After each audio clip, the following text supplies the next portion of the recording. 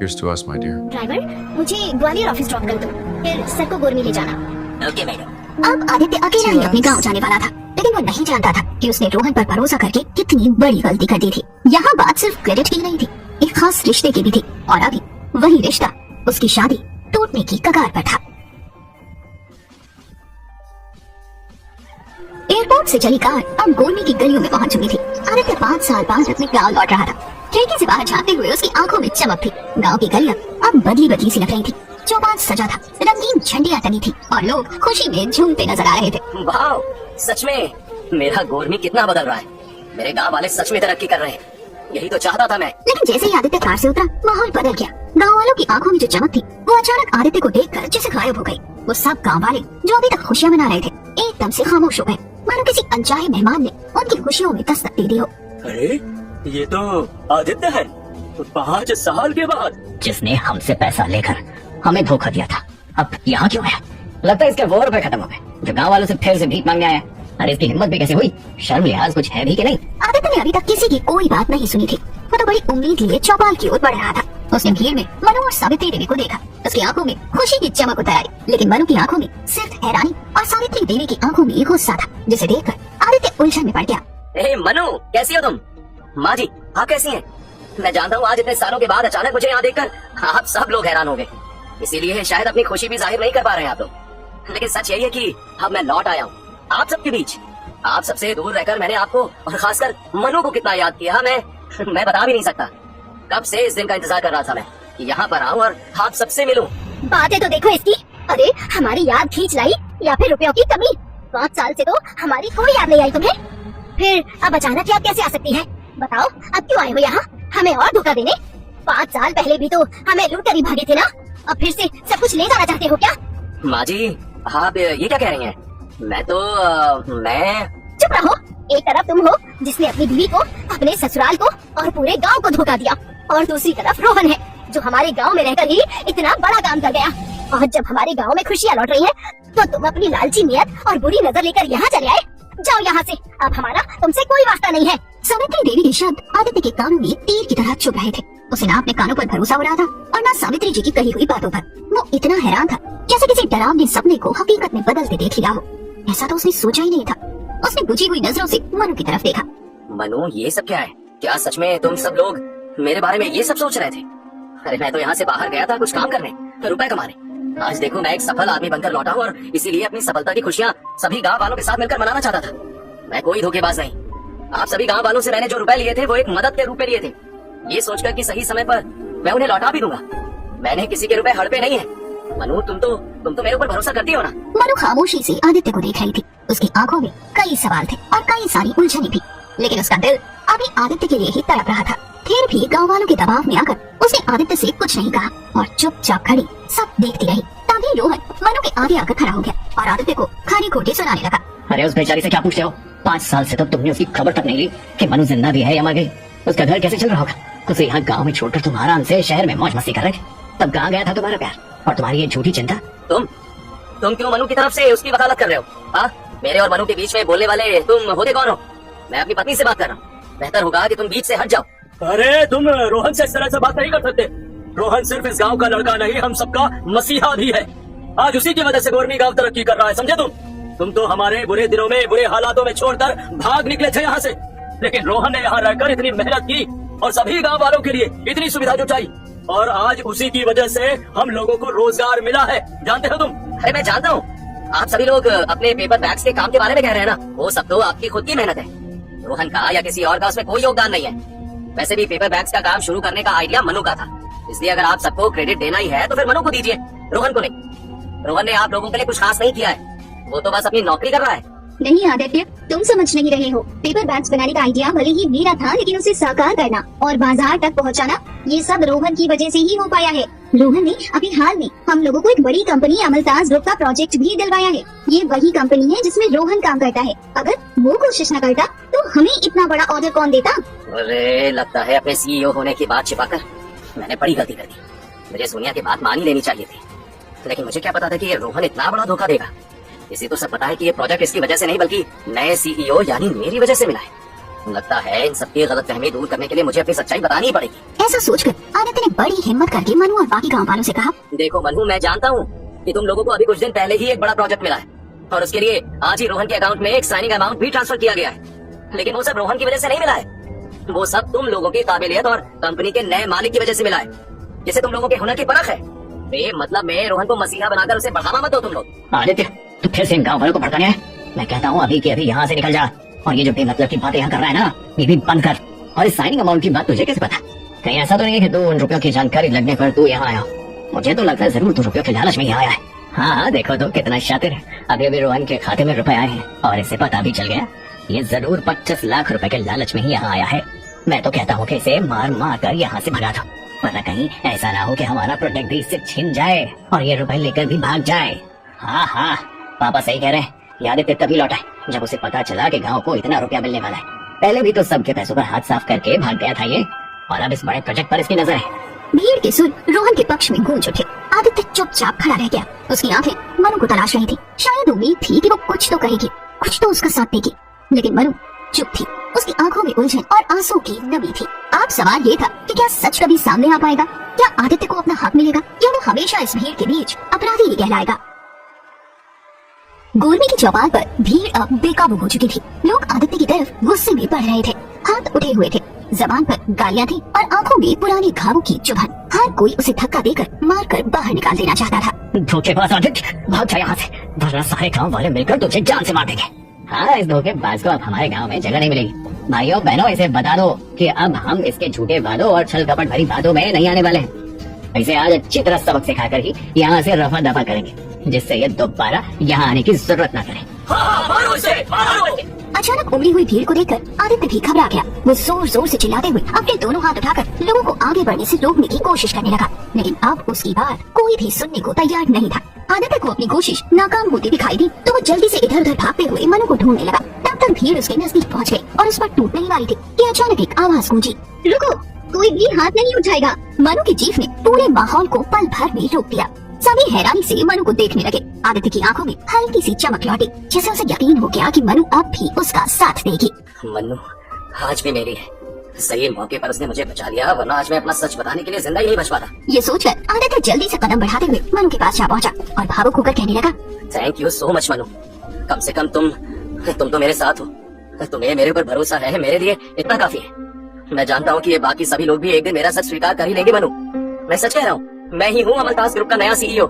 ये सब जो भी हुआ है ना, ये प्रोजेक्ट का मिलना, फिर एडवांस पेमेंट आना, वो भी बिना किसी कागजी कार्रवाई के, ये सब मेरे ही कहने पर हुआ है मनु। आदित्य अपनी जल्दबाजी में सब कुछ मनु को बताता जा रहा था कि उसका ध्यान आसपास के लोगों से हट गया और वो बस मनु को देखते हुए उससे ही अपने मन की बातें कहने लगा। लेकिन मनु का चेहरा खुद उलझन से भरा था। वो सिर्फ इतना चाहती थी कि आदित्य को मारने पीटने से पहले कम से कम सच सामने आ जाए। अब ये सच क्या है, ये तो उसे आदित्य के मुंह से सुनकर भी समझ नहीं आ रहा था। मनु आदित्य की बात का कुछ जवाब के बाद ही उससे पहले ही गुस्से से बौखलाया हुआ रोहन वहाँ आ गया और मनु पर भड़कने लगा। मनु, तुम बीच में क्यों बोल रही? कहीं अभी धोखेबाज के लिए तुम्हारे दिल में प्यार तो नहीं बढ़ रहा? नहीं नहीं, ऐसा कुछ भी नहीं है। मैं तो बस आदित्य की बात सुनना चाहती हूँ। कम से कम उसे अपनी बात रखने का एक मौका तो मिलना ही चाहिए। इस तरह सबका एक साथ उसके ऊपर टूट पड़ना क्या सही है? ओह, तो तुम्हें उस पर दया आ रही है। कहीं ऐसा तो नहीं कि मुझसे शादी की बात करके अब तुम्हारा मन बदल गया और तुम अभी इस धोखेबाज से ये रिश्ता निभाना चाह रही हो? रोहन की बात सुनकर मनु पर तो उतना असर नहीं हुआ, लेकिन सावित्री देवी और रमाकांत जी जरूर चिंता में पड़ गए। वो दोनों तो जल्द से जल्द मनु की शादी आदित्य से तोड़कर रोहन से कर देना चाहते थे। ऐसे में रोहन की बातें उन्हें सबसे ज्यादा चुभ रही थी, इसलिए दोनों रोहन को शांत करते हुए हड़बड़ा कर कहने लगे, नहीं नहीं रोहन बेटा, कैसी बातें कर रहे हो तुम? अभी आदित्य के आने से पहले ही तो मैंने और मनु के पापा ने अपनी जुबान देकर कहा था ना कि मनु की शादी तुमसे करवा देंगे। हाँ बेटा, और फिर ऐसी शादी का क्या मतलब जिसमें मनु शादी के अगले ही दिन से अकेली रही? मैं भी समझता हूँ ये सब, इसलिए मनु से शादी करने को राजी हुआ था। लेकिन मुझे लग रहा है कि मनु का मन आदित्य को देखकर बदल गया। मनु, कान खोलकर सुन लो तुम। अगर तुम सच में मेरा साथ चाहती हो ना, तो सबके सामने कह दो कि इस धोखेबाज आदित्य से अब तुम्हारा कोई रिश्ता नहीं। जब तक तुम खुद अपनी जुबान से ये नहीं कहोगी, तब तक मैं तुमसे शादी नहीं करूंगा। रोहन की बात सुनकर भीड़ फिर गूंज उठी। सावित्री देवी और रमाकांत जी भी मनु की ओर देखने लगे, जैसे उसके मुंह से बस एक हाँ सुनना चाहते हो। हाँ मनु, अब वक्त आ गया है फैसला लेने का। आदित्य का साथ छोड़ और रोहन को अपना ले, इसी में तेरी भलाई है। वैसे भी तो इस धोखेबाज आदित्य के साथ खुश नहीं रह पाएगी। अरे पिछले 5 सालों में इसने तुझे सिवाय इंतजार के और दिया ही क्या है? हाँ मनु बेटा, 5 साल पहले भी तुमने जिद करके आदित्य से शादी कर ली थी। तब अगर तुम हमारी बात मान लेती और रोहन से शादी कर लेती तो सोचो आज तुम कहाँ होती। तुम्हें इस तरह अकेले यहाँ रहकर परेशान नहीं होना पड़ता मनु। अरे रोहन तो खुद तुम्हें अपने साथी अमलताज जैसी बड़ी कंपनी में नौकरी करवा देता। हाँ बेटा, अब जो दूसरा मौका मिला है उसे अपने हाथ से मत जाने दे। ये सब सुनकर आदित्य का दिल टूट कर बिखर गया। अब उसे साफ समझ आ चुका था कि मनु के माँ बाप उसकी शादी रोहन से करवाना चाहते हैं। उसका गला भर आया। वो मन ही मन सोचने लगा, हे भगवान, ये लोग मनु को उस कंपनी में काम करते देखना चाहते हैं। असल में मनु जिसकी मालकिन बन सकती है। क्या हो गया इन्हें? कोई मेरी बात सुनने के लिए तैयार ही नहीं है। ऐसा सोचकर आदित्य ने जैसे तैसे खुद को संभाला और थोड़ी हिम्मत जुटाकर ऊंची आवाज में सब लोगों से कहने लगा, बस अब और नहीं। सुन लो सब लोग, मैंने कभी किसी से धोखा नहीं किया। 5 साल पहले मैं इस गांव से निकला था अपने हालात सुधारने और आप सबके लिए कुछ बड़ा करने। और आज जब मैं अमलताज ग्रुप का नया सीईओ बनकर लौटा हूँ, ये प्रोजेक्ट, ये लाखों का अमाउंट, ये सब रोहन की मेहरबानी नहीं है। ये सब मैंने खुद आप सबके टैलेंट पर भरोसा करके दिया है। भीड़ अचानक सन्नाटे में बदल गई। सबकी आंखों में हैरानी थी। लेकिन तभी चौपाल के बीच एक नया शख्स दाखिल हुआ।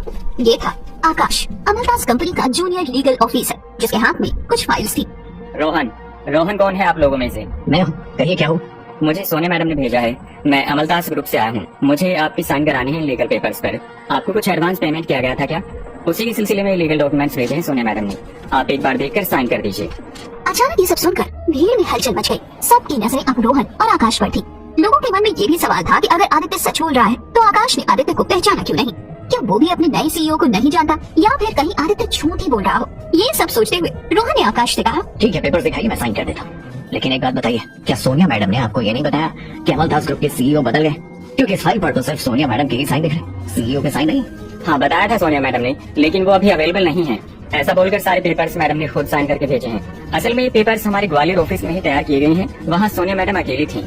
अच्छा ठीक है, मैं समझ गया। अब ये बताओ, क्या तुम इस आदमी को जानते हो? ऐसा कहते हुए रोहन ने जैसे ही आदित्य की तरफ इशारा किया तो आकाश के साथ साथ सभी गाँव वाले भी आदित्य को गौर से देखने लगे। मगर कुछ देर बाद आकाश थोड़ा हैरान होकर बोला, माफ कीजिए, मैं नहीं जानता इनको। आप ही बता दीजिए कौन है। आकाश के जवाब से सबको यकीन हो गया था कि आदित्य सच में झूठ बोल रहा था, वरना किसी भी कंपनी का लीगल एडवाइजर अपने सीईओ को नहीं पहचानेगा क्या?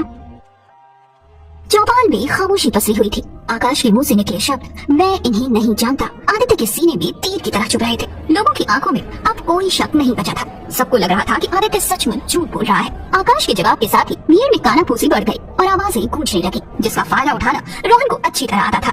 अरे धोखेबाज, झूठा कहीं का, गाँव लौटकर भी हमें बेवकूफ बना रहा है। देखा आप सबने, यही है आदित्य का असली चेहरा। ये कहता है कि ये अमलताज जैसी बड़ी कंपनी का सीईओ है, लेकिन कंपनी का छोटा सा लीगल ऑफिसर तक इसे नहीं पहचानता। फिर कैसा सीईओ ये? अगर ये सचमुच सीईओ होता तो क्या आकाश इसे अनजान समझता? नहीं ना।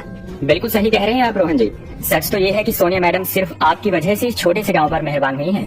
उन्होंने खुद कहा था रोहन वाकई ईमानदार और काबिल इंसान है, वरना वो बिना कोई डॉक्यूमेंट साइन करवाए इस तरह आपको एडवांस पेमेंट कभी नहीं भेजती। देखा आप लोगों ने, जो इंसान इस आदित्य को नहीं पहचानता वो मुझे कितनी अच्छी तरह जानता है। अभी आप लोगों के मन में इस आदमी को लेकर भरोसा है तो बेशक इसे यहाँ रहने दीजिए, लेकिन अगली बार आप लोगों के साथ कोई बड़ा धोखा हुआ तो उसकी जवाबदारी आप लोग खुद होंगे। रोहन की बात सुनकर गांव वालों ने तालियां बजा दी, लेकिन मनु चुपचाप खड़ी उसे देखती रही। वो अच्छी तरह समझ रही थी कि ये सब भले ही गांव वालों से कहा जा रहा हो, लेकिन रोहन ये सब सिर्फ मनु को सुनाना चाह रहा था। गांव वाले तो रोहन पर पहले ही यकीन कर चुके थे, इसलिए सबने रोहन की शान में नारे लगाना शुरू कर दिए। अरे रुको रुको, तुम लोग अब भी गलत समझ रहे हो। सच तो ये है कि ये जो प्रोजेक्ट मिला, ये जो पेमेंट आई, ये सब मेरा आइडिया था। मैंने ही पेपर बैग्स के डिजाइन को मार्केट तक पहुंचाया है। मैंने ही बड़े बड़े कस्टमर ढूंढे और अब नए प्रोजेक्ट में इन बैग्स पर अमलताज ग्रुप का नाम भी दूंगा। रोहन वहाँ का एम्प्लॉय है और इस गांव का रहने वाला भी, इसलिए मैंने इन सारे कामों को रोहन के जरिए करवाया। मुझे मालूम था कि आप लोग उस पर भरोसा करते हैं, लेकिन मुझे ये नहीं मालूम था कि ये रोहन मुझे ही आप लोगों के सामने बुरा बना देगा। बस करो आदित्य, और कितना झूठ बोलोगे? क्या तुम्हें जरा भी शर्म नहीं आती? हर एक सबूत तुम्हारी बातों के खिलाफ जा रहा है। अरे ऐसे कैसे सीईओ हो जो तुम्हें कोई नहीं जानता? अच्छा होगा कि तुम हम लोगों को बेवकूफ बनाना बंद करो और तुरंत यहाँ से चले जाओ। अब इस गांव से तुम्हारा कोई वास्ता नहीं रहा, ना हम लोग तुम्हें जानते हैं और ना मनु।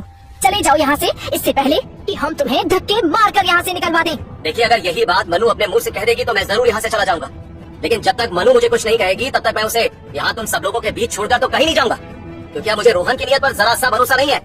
देखा आप लोगों ने, अब ये मुझे बदनाम करने की कोशिश कर रहा है, खुद तो कुछ कर नहीं पाया। अब मैं जो गांव वालों के लिए थोड़ा बहुत कर भी रहा हूँ तो इसे ये सब कुछ रास नहीं आ रहा है, इसीलिए मेरे खिलाफ बातें बना रहा है। अरे इसे बाहर निकालो, इसे यहाँ से दफा करो, हटाओ इसे यहाँ से। क्या जमाना आ गया है। मेरा बेटा मनु के लिए इतना कुछ करता रहा और वो चुपचाप खड़ी तमाशा देख रही है।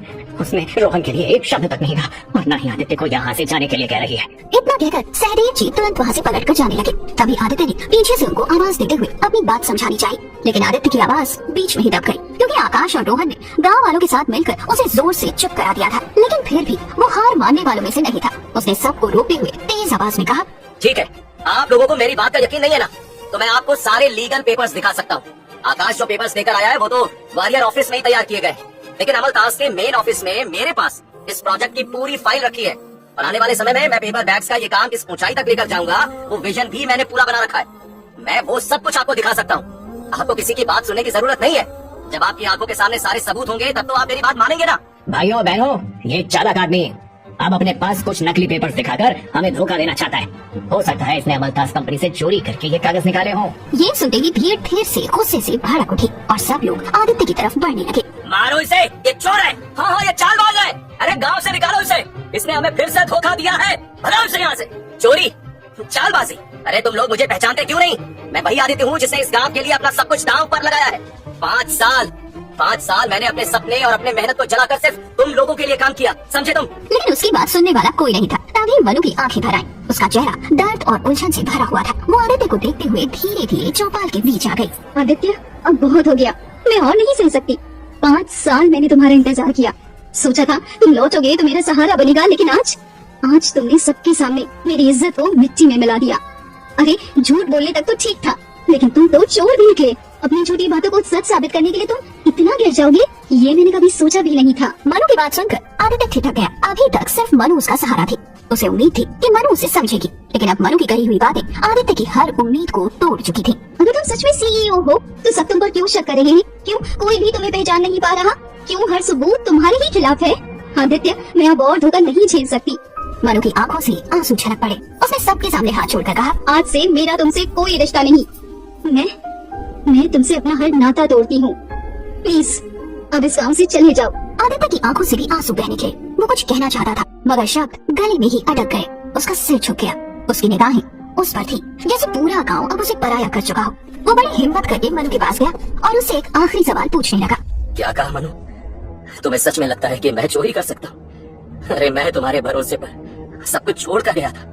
जहाँ तुमने 5 साल मेरा इंतजार किया, वहाँ अब सिर्फ कुछ अनजान लोगों की बातों में आकर तुम मुझे ही दोष दे रही हो। क्या यही तुम्हारा प्यार है? बोलो, बस इतना ही भरोसा था क्या मुझ पर? अरे किस भरोसे की बात कर रहे हो? तो हमारे बीच कभी कुछ नहीं था। तुम उस भरोसे को बहुत पहले ही तोड़ चुके हो आदित्य। मैं ही पागल थी जो मानने के लिए तैयार नहीं थी। मुझे पहले ही अपनी माँ और पापा की बात मान लेनी चाहिए थी। अब भगवान के लिए यहाँ से चले जाओ आदित्य, मेरी परेशानियों को और मत बढ़ाओ। आदित्य पूरी तरह टूट चुका था, लेकिन फिर भी वो मनु के मुंह से अपने लिए कुछ अच्छे शब्द सुनने की उम्मीद कर रहा था। इधर रोहन वहाँ आया और उसे धक्का देते हुए उसकी बेइज्जती करने लगा। बड़े ढीठ आदमी हो। अब जब मनु तुमसे खुद कह रही है कि तब भी तुम्हारे कानों पर जू नहीं लग रही, वो कह रही है ना कि यहाँ से जाओ, तो अब तुम्हें यहाँ से निकल जाना चाहिए, वरना तुम्हारा क्या ही हाल होगा वो तुम सोच भी नहीं सकते। रोहन के अचानक बीच में आकर धक्का देने से आदित्य को और तेज गुस्सा आने लगा। उसने रोहन का हाथ पकड़कर पीछे खींचते हुए उसे एक जोरदार तमाचा जड़ दिया।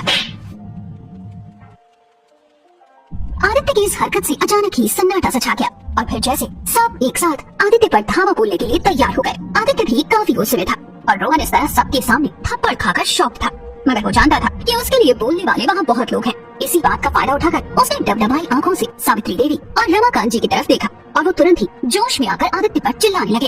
आदित्य, ये क्या तरीका है? तुम्हारी हिम्मत कैसे हुई रोहन को हाथ लगाने की? क्या तुम्हें अपनी जान गंवाने की इतनी जल्दी है कि यहाँ सभी गाँव वालों के सामने तुमने रोहन को थप्पड़ मार दिया?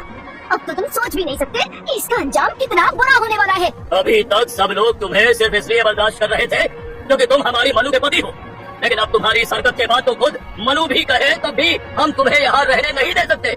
अभी के अभी यहाँ से दफा हो जाओ तुम, वरना आज तुम जिंदा नहीं बचोगे। देखो गाँव वालों, आप सब देखो, इस 2 कौड़ी के धोखेबाज इंसान ने आज मेरे बेटे पर हाथ उठाया है, जो सिर्फ इस गाँव के लिए ही जीता आया है। अरे आप सब लोगों के सामने इसकी इतनी हिम्मत कैसे हो गई? मुझे तो ये समझ नहीं आ रहा। मेरे बेटे ने जो भी किया वो आप लोगों की भलाई के लिए किया और आगे भी करता रहेगा, लेकिन इसका मतलब ये नहीं कि उसे इस जैसे बेईमान लोगों के थप्पड़ खाने पड़े। अरे मैं तो कहता हूँ अभी के अभी पुलिस को बुलाओ और इसे गिरफ्तार करवा दो। कुछ दिन जेल में सड़ेगा तो खुद को सीईओ समझने का भूत आसानी से उतर जाएगा। इसका इसे यहाँ से इस तरह चुपचाप जाने देना बिल्कुल ठीक नहीं है। अरे जब तक इसे इसके किए की सजा नहीं मिलेगी तब तक इसे इस बात का एहसास नहीं होगा कि इसने कितना बड़ा जुर्म किया है। अभी बुलाओ उसको। मनु आदित्य से बहुत नाराज थी और अपनी तरफ से रिश्ता तोड़ने की बात तक कह चुकी थी, लेकिन अब इस तरह सब लोगों के एकजुट होने पर मनु को भी चिंता होने लगी थी। हालांकि मनु को भी आदित्य की इस हरकत पर गुस्सा आ रहा था, लेकिन वो नहीं चाहती थी कि आदित्य गांव में आकर किसी ऐसी परेशानी में पड़ जाए कि उसका यहाँ से निकलना मुश्किल हो जाए। इसलिए वो बिना कुछ सोचे समझे जल्दी से आगे आई और आदित्य का कॉलर पकड़कर बोली, कितने बेशर्म इंसान हो ना तुम, अभी भी यहीं खड़े हो? क्या तुम्हें मेरी बातों से समझ नहीं आया कि अब मैं तुम्हारे साथ नहीं रहना चाहती? देखो, अगर यहाँ पुलिस आई तो ये मामला बहुत बिगड़ जाएगा और उसके बाद तुम्हारी जो हालत होगी उसका तुम अंदाजा भी नहीं लगा सकते। इसीलिए भलाई इसी में है कि रोहन से माफी मांगो और फिर फटाफट यहाँ से निकल जाओ। हाँ, माफी तो मांगनी ही पड़ेगी। चलो माफी मांगो रोहन से और फिर यहाँ से दफा होने के बाद दोबारा इस गाँव की तरफ देखना भी मत। आदित्य, तुम जैसे 5 साल पहले हम लोगों को छोड़कर चले गए थे, वैसे ही अब हमेशा हमेशा के लिए छोड़कर चले जाओ। नहीं हूँ मैं तुम्हारी मनु, सब कुछ खत्म हो चुका है। आदित्य प्लीज रोहन से माफी मांगो और जाओ यहाँ से। चौपाल का माहौल काफी भारी और उदास था। चारों तरफ लोग आदित्य को घेर कर खड़े थे। रोहन के चेहरे पर जीत का भाव साफ झलक रहा था, जबकि आदित्य की आंखों में बेबसी और दर्द उतर आया था। उसकी सबसे बड़ी चोट ये थी कि मनु, जिस पर उसने अपना सब कुछ दांव पर लगाया था, वही अब उस पर शक कर रही थी। आदित्य ने बड़ी निराशा के साथ मनु की तरफ देखा और थोड़ी हिम्मत जुटाकर कहने लगा, मनु, अगर तुम्हें ही मुझ पर भरोसा नहीं और तुम चाहती हो कि मैं इस चालबाज रोहन के आगे झुक जाऊं, तो फिर मेरे यहाँ आने का, मेरे सीईओ होने का कोई मतलब नहीं रह जाता।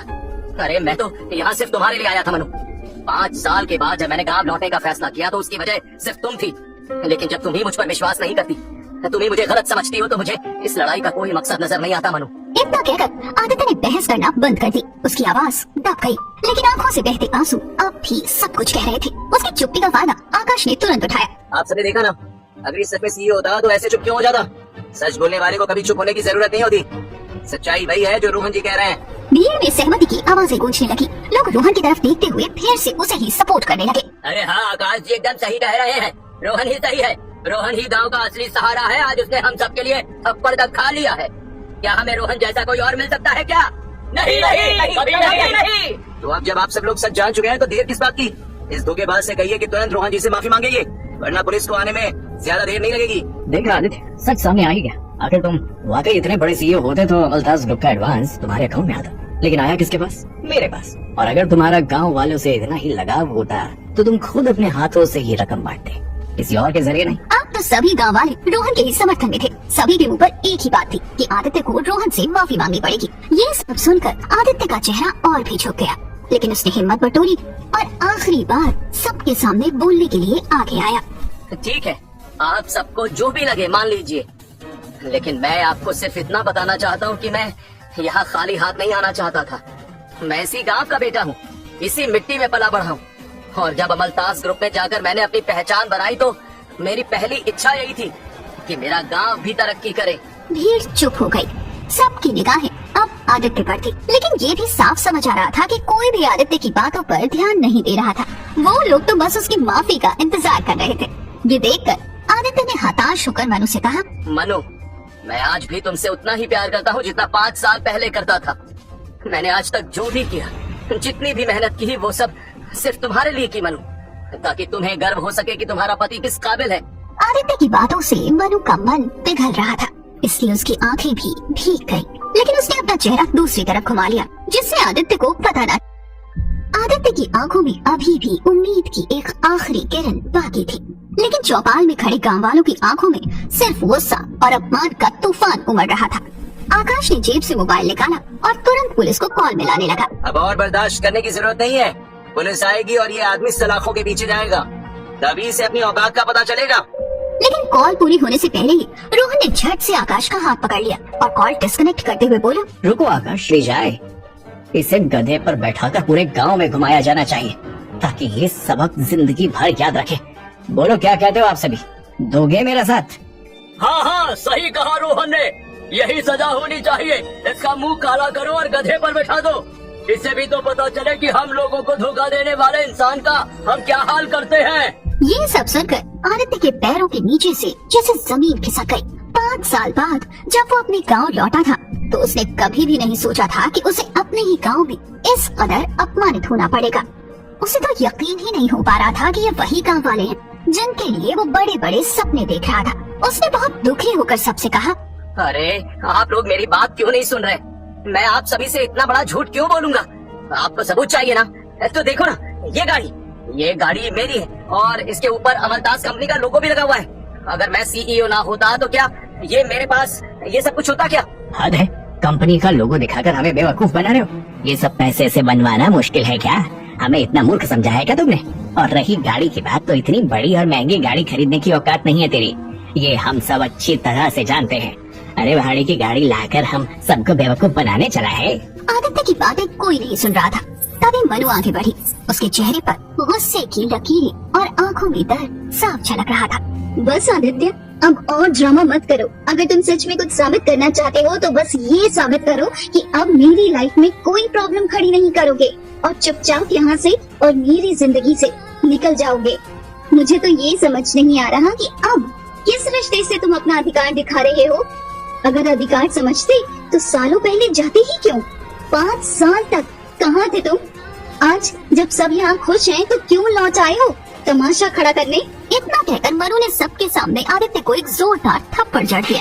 वो इतनी बहस, इतना अपमान और सबकी बातें सुनकर थक चुकी थी, इसलिए उसका तनाव, उसका दुख जब हद से ज्यादा बढ़ गया तो उससे रहा नहीं गया और उसने खुद ही आदित्य को थप्पड़ मार दिया, जिससे वो तुरंत वहाँ से चला जाए और ये तमाशा बंद हो जाए। शाबाश बेटी, तुम्हें पहले ही यही करना चाहिए था। इस धोखेबाज को यही मिलना चाहिए तुमसे, जिससे इसे अपनी औकात हमेशा याद रहे। अब इसे हमेशा हमेशा के लिए अपनी आंखों से दूर कर दो। हाँ, आज से हमारा इस आदमी से कोई रिश्ता नहीं है। हमारी बेटी अब इस बेकार आदमी की कुछ नहीं लगती। रोहन जैसा होनहार लड़का ही अब उसका जीवन साथी बनने के लायक है। सावित्री देवी और रमाकांत जी की बातें सुनकर भीड़ और भी उग्र हो गई। आकाश और रोहन आदित्य को धक्का देकर पीछे करने लगे। आदित्य का दिल टूट चुका था, उसकी आंखों से आंसू बह निकले, मगर आवाज अब भी मजबूत थी। मनु, मैं तुम्हें दिल से चाहता था और आज भी चाहता हूँ। मैंने हर कदम सिर्फ तुम्हारे लिए उठाया मनु, लेकिन अगर तुम ही मुझ पर विश्वास नहीं करती तो मेरे यहाँ रहने का कोई मतलब नहीं है। याद रखना, जिस दिन तुम्हें मेरी सच्चाई पता चलेगी उस दिन तुम खुद को कभी माफ नहीं कर पाओगी। मनु ने कोई जवाब नहीं दिया, उसने बस चेहरा फेर लिया। सावित्री देवी और रमाकांत जी ने भी आदित्य को पूरी तरह नजरअंदाज कर दिया। आकाश और रोहन गांव के लोगों को पहले ही उकसा चुके थे, इसलिए उनमें से कुछ गांव वाले अपने हाथ में काला रंग लेकर आदित्य की तरफ बढ़ने लगे। आदित्य ये सब देखकर बुरी तरह टूट चुका था। अगर मनु न होती तो वो कब का यहाँ से चला गया होता, लेकिन अब जब मनु ने ही उससे मुंह फेर लिया था तो उसके वहाँ रुकने का कोई कारण नहीं बचा था। इसलिए उसने चुपचाप अपने आंसू पोंछे और बिना किसी से कुछ कहे वहाँ से जाने के लिए कदम बढ़ा दिए। मगर गांव वाले अब भी उसे छोड़ने वाले नहीं थे, वो भी तेजी से उसकी तरफ बढ़ गए। आदित्य की गाड़ी चौपाल से थोड़ी दूर पर खड़ी थी, वो जल्दी से उस तरफ बढ़ चला। अरे देखो देखो, ये तो भागने की कोशिश कर रहा है, पकड़ो इसे, जल्दी करो। अरे लाओ ये काला रंग मुझे दो और तुम ले जाकर गधा लेकर आओ। आज ये यहाँ से ऐसे बचकर तो नहीं जा पाएगा। भीड़ अब भी आदित्य के पीछे पड़ी थी और रोहन तो हाथ में काला रंग लिए उसकी तरफ बढ़ ही रहा था। वो जल्दी से आदित्य के नजदीक पहुंचा और उसके आगे जाकर रास्ता रोककर खड़ा हो गया। अरे आदित्य बाबू, कहाँ जा रहे हो बचकर? मुझे थप्पड़ मारा था ना, तो अब उसका हिसाब तो बराबर करने दो। कैसे चले जाओगे यहाँ से एकदम साफ सुथरे? ऐसा कहते हुए जैसा ही रोहन ने अपने हाथ का रंग आदित्य के चेहरे की तरफ बढ़ाया, उसका फोन बजने लगा। अरे इस समय किसका फोन आ गया? कम से कम इसका मुंह तो काला करने देते। चलो आकाश, पकड़ो तो जरा इसे, देखना भाग न पाए। मैं जरा फोन देख लूं। भीड़ के बीच खड़े आकाश ने तुरंत रोहन की बात सुनकर आदित्य को पकड़ लिया। रोहन ने एक हाथ से अपना मोबाइल निकाल कर देखा तो स्क्रीन पर नाम चमक रहा था, मिस सोनिया। अब ये मिस कॉल क्यों कर रही है? लगता है सीईओ सर आने वाले हैं। मिस सोनिया का नाम सुनकर रोहन के साथ साथ आकाश भी सतर्क हो गया और गाँव वालों की भीड़ भी थोड़ी देर को शांत हो गई। अब सबकी निगाहें रोहन पर टिक गई थी। हेलो हेलो जी, मिस सोनिया जी, नमस्ते। रोहन, ये बताओ आकाश वहाँ पहुँचा या नहीं? उसने वो पेपर साइन करवाए या नहीं? मैंने तुम दोनों को साफ कहा था कि आज की मीटिंग बहुत अहम है। मैं चाहती हूँ कि सीईओ सर के सामने ही प्रोजेक्ट का काम शुरू हो जाए, इसलिए तो मैंने पहले ही अमाउंट भेज दिया था और अब तो उससे रिलेटेड पेपर वर्क भी कंप्लीट हो गया होगा ना? रोहन अभी जवाब देता तभी पास में बंधे गधे की जोरदार ढींचू ढींचू की आवाज फोन में साफ सुनाई देने लगी। रोहन, ये क्या तमाशा हो रहा है वहाँ? गधे की आवाज क्यों आ रही है? क्या तुम लोग चौपाल में अभी तक मजाक मस्ती करने में जुटे हो? तुम्हें अंदाजा भी है कि सीईओ सर ये सब देखेंगे तो क्या सोचेंगे?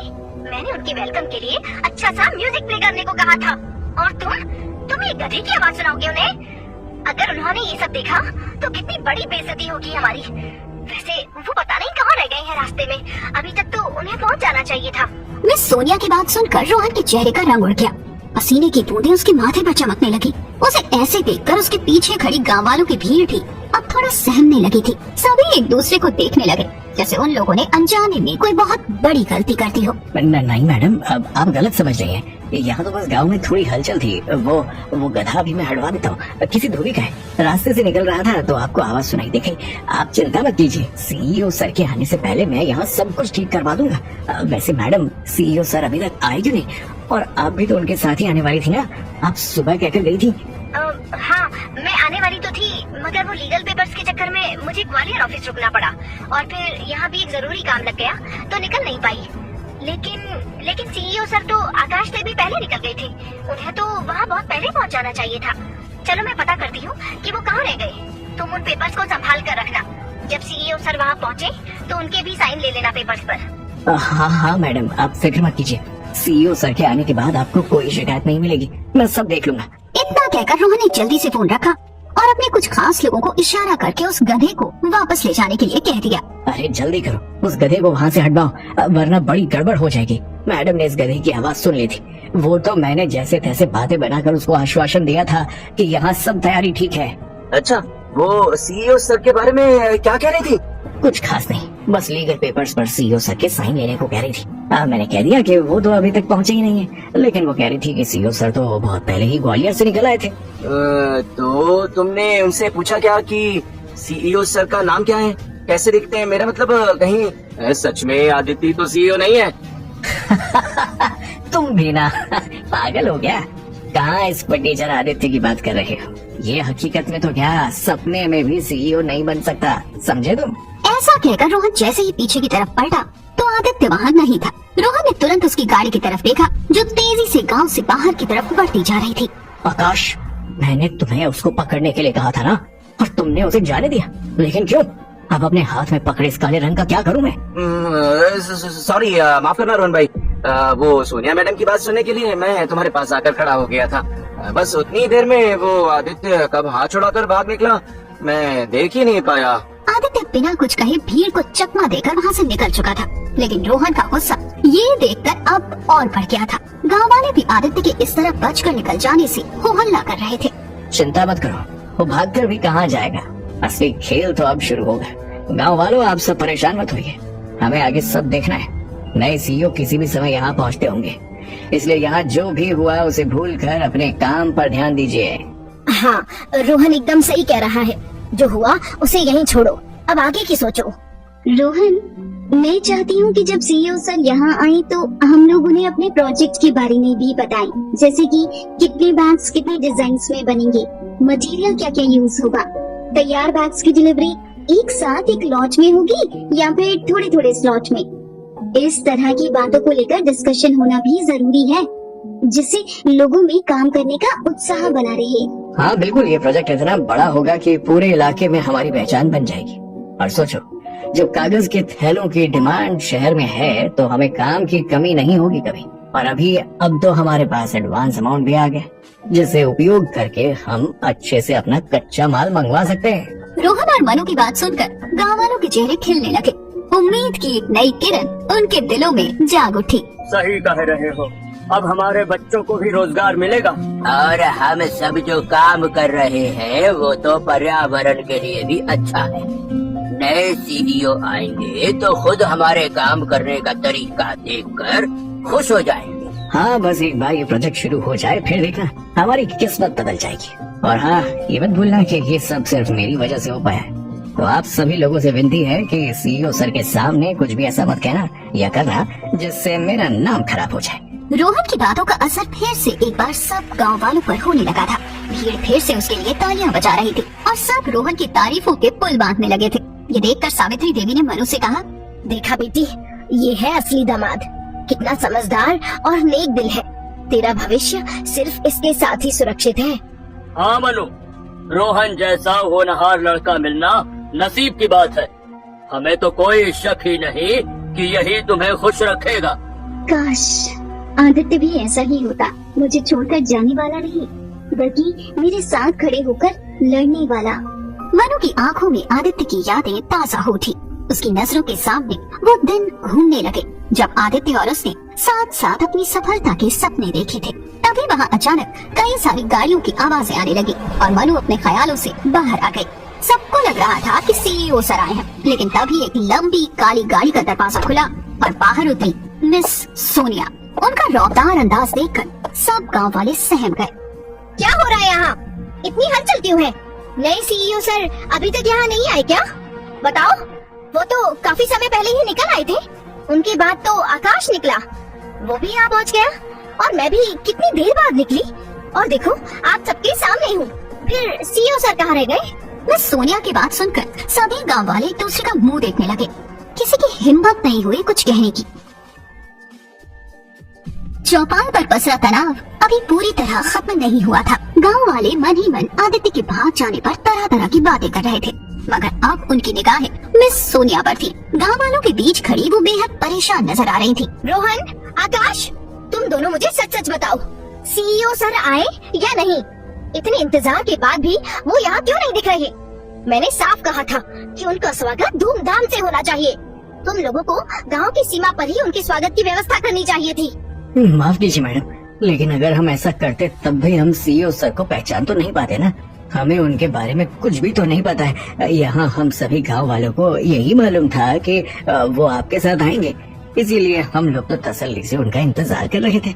और फिर सुबह ही तो आप सारी तैयारियां देख कर गई थी, तो मुझे लगा कि आपको तो पता ही है कि हम सबने गांव के बाहर सीमा पर नहीं बल्कि गांव के बिल्कुल बीच में स्वागत कार्यक्रम रखा है। जी सोनिया मैडम, दरअसल मैंने ही रोहन को ये सुझाव दिया था, जिससे सभी गांव वाले यहाँ तक कि गांव की सभी महिलाएं भी सीईओ सर से मिल सकें।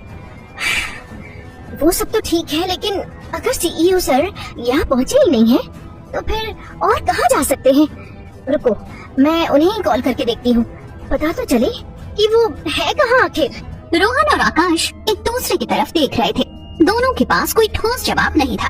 भीड़ भी चुप थी। तभी सोनिया ने अपने पर्स से मोबाइल निकाला और झुंझला कर स्क्रीन पर नजर डाली। अब मैं खुद ही उनको कॉल करके देखती हूँ, आखिर वो है कहाँ। इन गांव वालों ने तो एक बार भी ये नहीं सोचा कि आखिर सीईओ सर इतने घंटों से लापता हैं, तो उन्हें ढूंढने की कोशिश कर ली जाए। सब मेरे भरोसे ही बैठे हैं। ऐसा सोचकर सोनिया ने आदित्य का नंबर डायल किया। सबकी आंखें अब उसकी तरफ टिक गईं। सब सोच रहे थे अब तो पता चल ही जाएगा कि सीईओ सर कहाँ पर हैं। एक बार, 2 बार, 3 बार सोनिया लगातार कॉल करती जा रही थी, लेकिन फोन रिसीव ही नहीं हुआ। अब चिंता के मारे सोनिया की भावें तन गई। उसके चेहरे पर गुस्सा और चिंता दोनों साफ झलक रहे थे। पता नहीं क्या हुआ है, कहाँ गए सीईओ सर? ऊपर से कॉल भी नहीं उठा रहे हैं। आई होप कि वो जहाँ भी हो ठीक हो।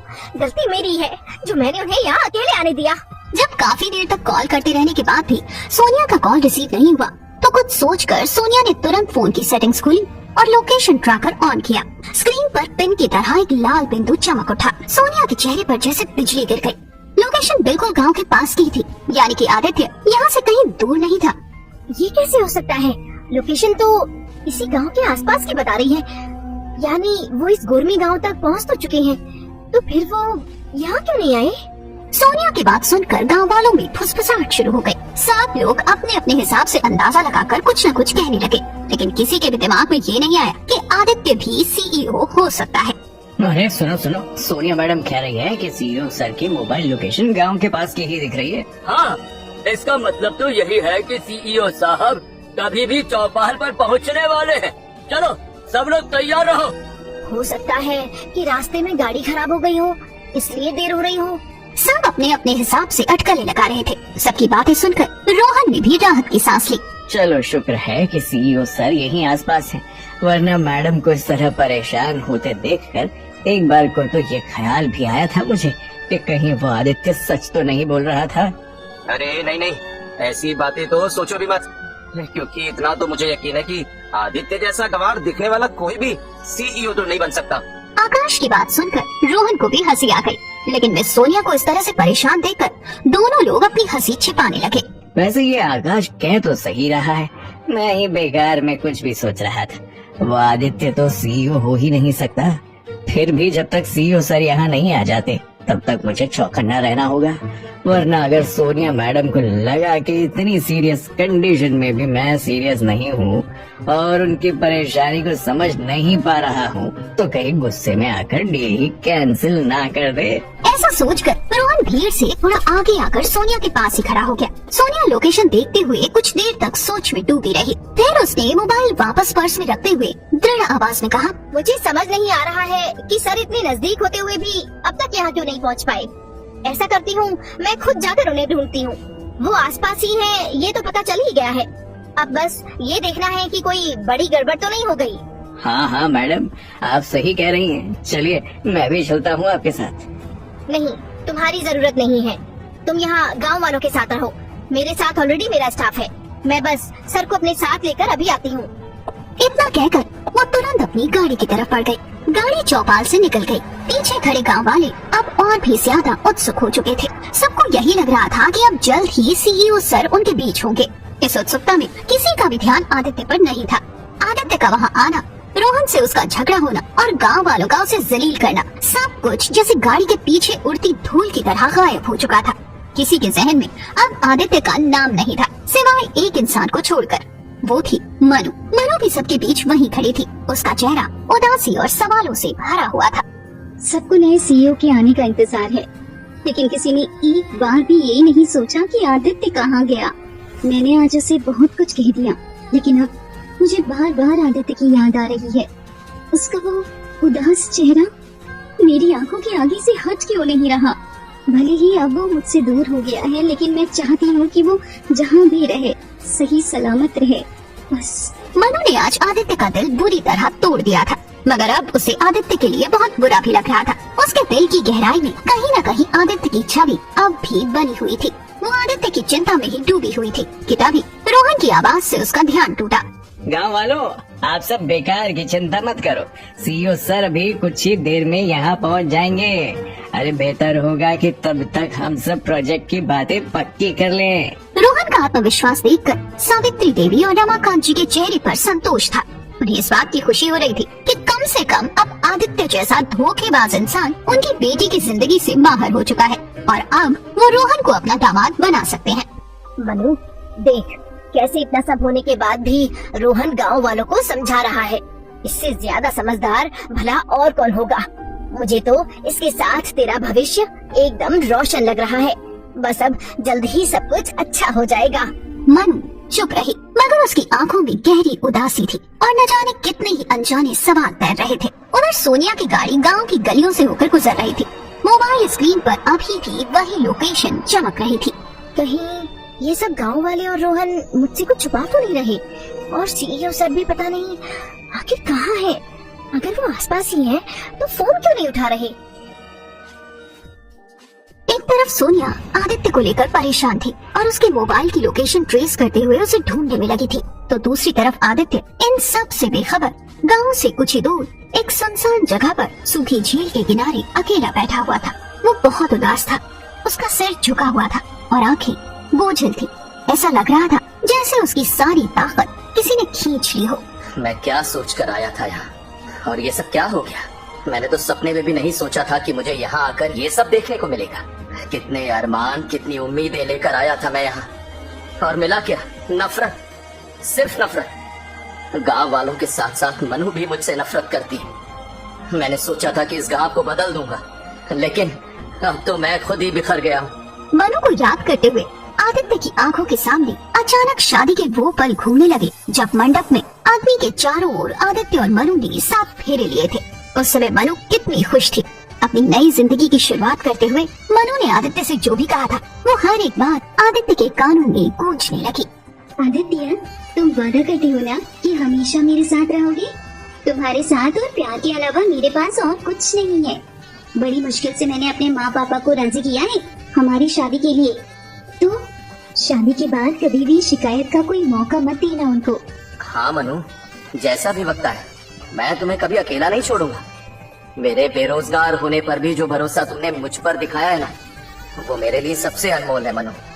मैं वादा करता हूँ कि एक दिन इतना रुपया कमाऊंगा कि फिर तुम्हारी जिंदगी में कोई कमी नहीं रहेगी। अपने अतीत के सुनहरी पलों को याद करते ही आदित्य सिहर उठा। उस एक पल की याद ने आदित्य के दिल को चीर दिया।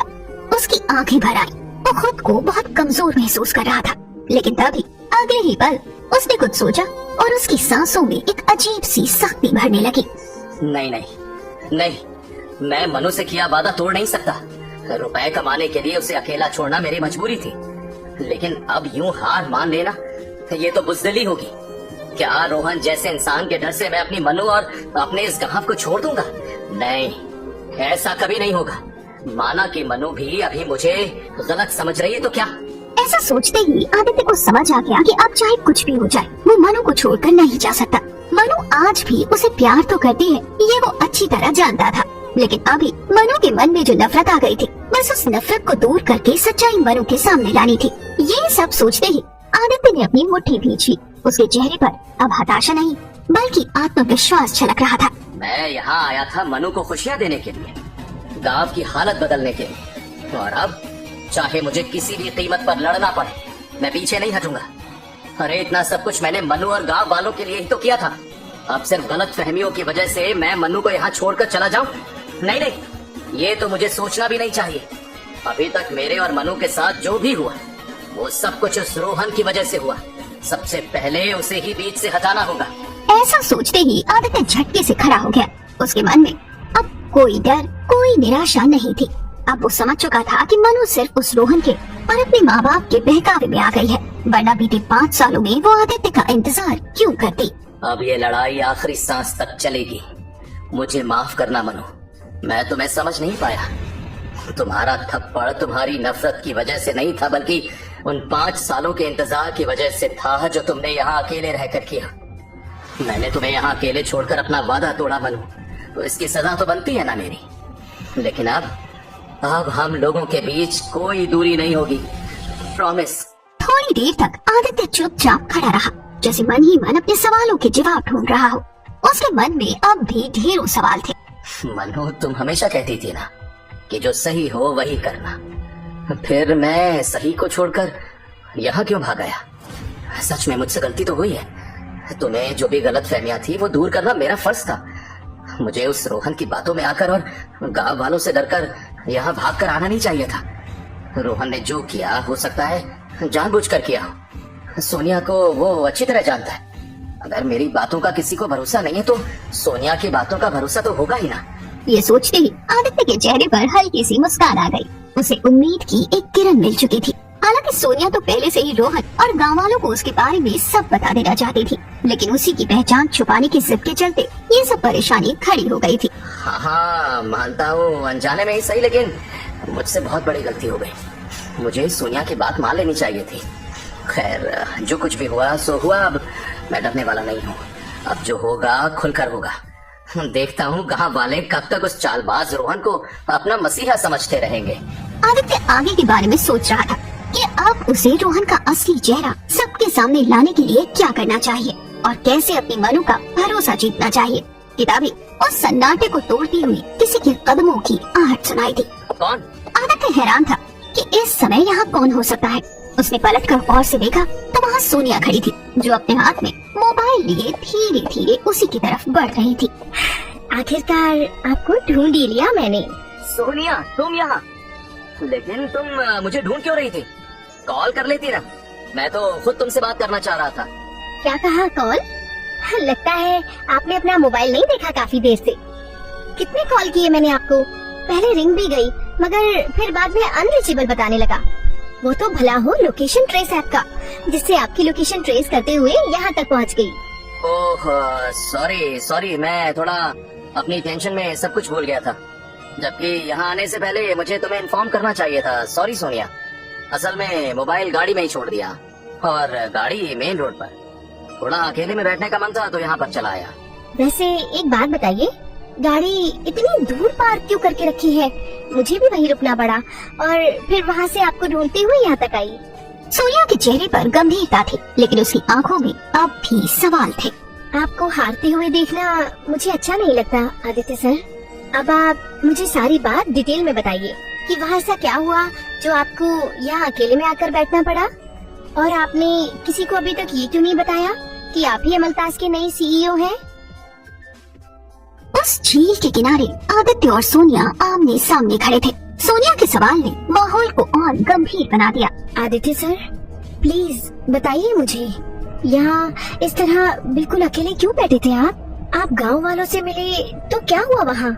आपने उनको बताया तो होगा ना कि आप ही अमलताज की नई सीईओ हैं? शायद सही समय पर नहीं बता पाया मैं उन्हें। क्या कहा आपने? अरे क्यों नहीं बताया? आपने मुझसे कहा था कि आप वहाँ पहुँचने से पहले अपनी पहचान नहीं खोलना चाहते। मैंने आपकी बात समझी और आपको सपोर्ट करने के लिए ही गांव वालों से मिलकर भी आपके बारे में कोई बात नहीं की। लेकिन आपको तो वहाँ पहुँचकर सब सच बता देना चाहिए था। क्यों गांव वालों से छुपा रहे हैं कि आप ही अमलताज के नई सीईओ हैं? आखिर ये राज कब तक छुपाएंगे? सोनिया को इस तरफ फिक्र करते देख आदित्य चुप हो गया।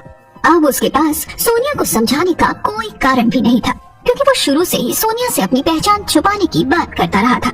इसलिए वो कुछ पल चुप रहा। फिर बहुत सोच समझकर उसने सोनिया से कहा, सोनिया, मैं मानता हूँ कि तुम जो कुछ भी कह रही हो सब सच है। तुम सही थी। मुझे शुरू में ही ये बातें सबको बता देनी चाहिए थी। लेकिन तुम जानती हो ना, मैंने गांव वालों से अपनी पहचान इसलिए छिपाई क्योंकि मैं चाहता था कि वो मुझे किसी बड़े आदमी या सीईओ की तरह ना देखें। मैं चाहता था कि वो मुझे अपने जैसे इंसान की तरह मिले, ताकि वो खुद पर भरोसा करें, अपने टैलेंट पर भरोसा करें। लेकिन सोनिया, मैं नहीं जानता था कि रोहन ने गांव वालों के दिमाग में मेरे लिए कितना जहर भर रखा है। ऐसा कहते कहते आदित्य का गला भर आया और उसने भारी मन से सोनिया को वो सारी बातें बता दी जो उसने अपने ही गांव में और अपने ही घर वालों से सुनी और सही थी। सोनिया, मुझे नहीं मालूम था कि 5 सालों से मेरी पीठ के पीछे वहाँ क्या चल रहा था। मैं तो जिन हालातों में सबको छोड़कर गया था उन्हीं को सोचकर अपनी बात पर अड़ा रहा। लेकिन नतीजा क्या नतीजा निकला इसका? आपकी सोच गलत नहीं थी, लेकिन रोहन ने तो इसे गलत साबित कर दिया ना। रोहन ने इस मौके का फायदा उठा लिया। वो आपकी मेहनत और आपके पैसों का क्रेडिट तक खुद ले चुका है। और फिर बात सिर्फ आपकी मेहनत और पैसों की क्रेडिट की नहीं, बात आपकी वाइफ मनु की भी है। आप जिसके लिए ये सब कर रहे थे, कम से कम उसे तो आपके साथ होना चाहिए था। हाँ सोनिया, और यही बात मुझे सबसे ज्यादा चुभ रही है। मनु, जिसने मेरे लिए 5 साल इंतजार किया, आज उसी की नजरों में मैं गुनहगार बन गया हूँ। उसे रोहन पर मुझसे ज्यादा भरोसा है। अरे उसे ही क्या, गांव में सभी को रोहन पर बहुत ज्यादा भरोसा है। सब मुझे ही धोखेबाज समझ रहे हैं और रोहन इसी बात का फायदा उठाकर उन्हें धोखा दे रहा है, सिर्फ और सिर्फ मनु को पाने के लिए ही ना। वो उनके सामने मसीहा बनकर घूम रहा है। मुझे लगता है आपकी वाइफ के अलावा वो रुपयों को भी अपना बनाने के चक्कर में होगा। मुझे तो डर है कि कहीं सीधे साधे गांव वाले उसकी बातों में आकर किसी बड़े नुकसान में न पड़ जाएं। नहीं सोनिया, मैं अपने गांव वालों को ऐसे किसी धोखेबाज का शिकार नहीं होने दूंगा। मैं साबित करूंगा कि रोहन उनका हितैषी नहीं है, बल्कि उनका दुश्मन है। वो किस तरह से उन सबके दिमाग से खेल रहा है, ये सब मैं गांव वालों के सामने लाकर रहूंगा। उन्हें समझाऊंगा कि उस रोहन का हर कदम सिर्फ उसके अपने फायदे के लिए है। आदित्य की आंखों में अब आग थी, उसके स्वर में दृढ़ता साफ दिख रही थी, लेकिन सोनिया अब भी चुपचाप उसे देख रही थी। आप जो कह रहे हैं वो सही है, लेकिन वह आपके साथ जो भी हुआ और आपने अभी जो सारी बातें बताई, उन्हें सुनकर मुझे लगता है कि आपके कहने या समझाने से गांव वाले मानेंगे नहीं।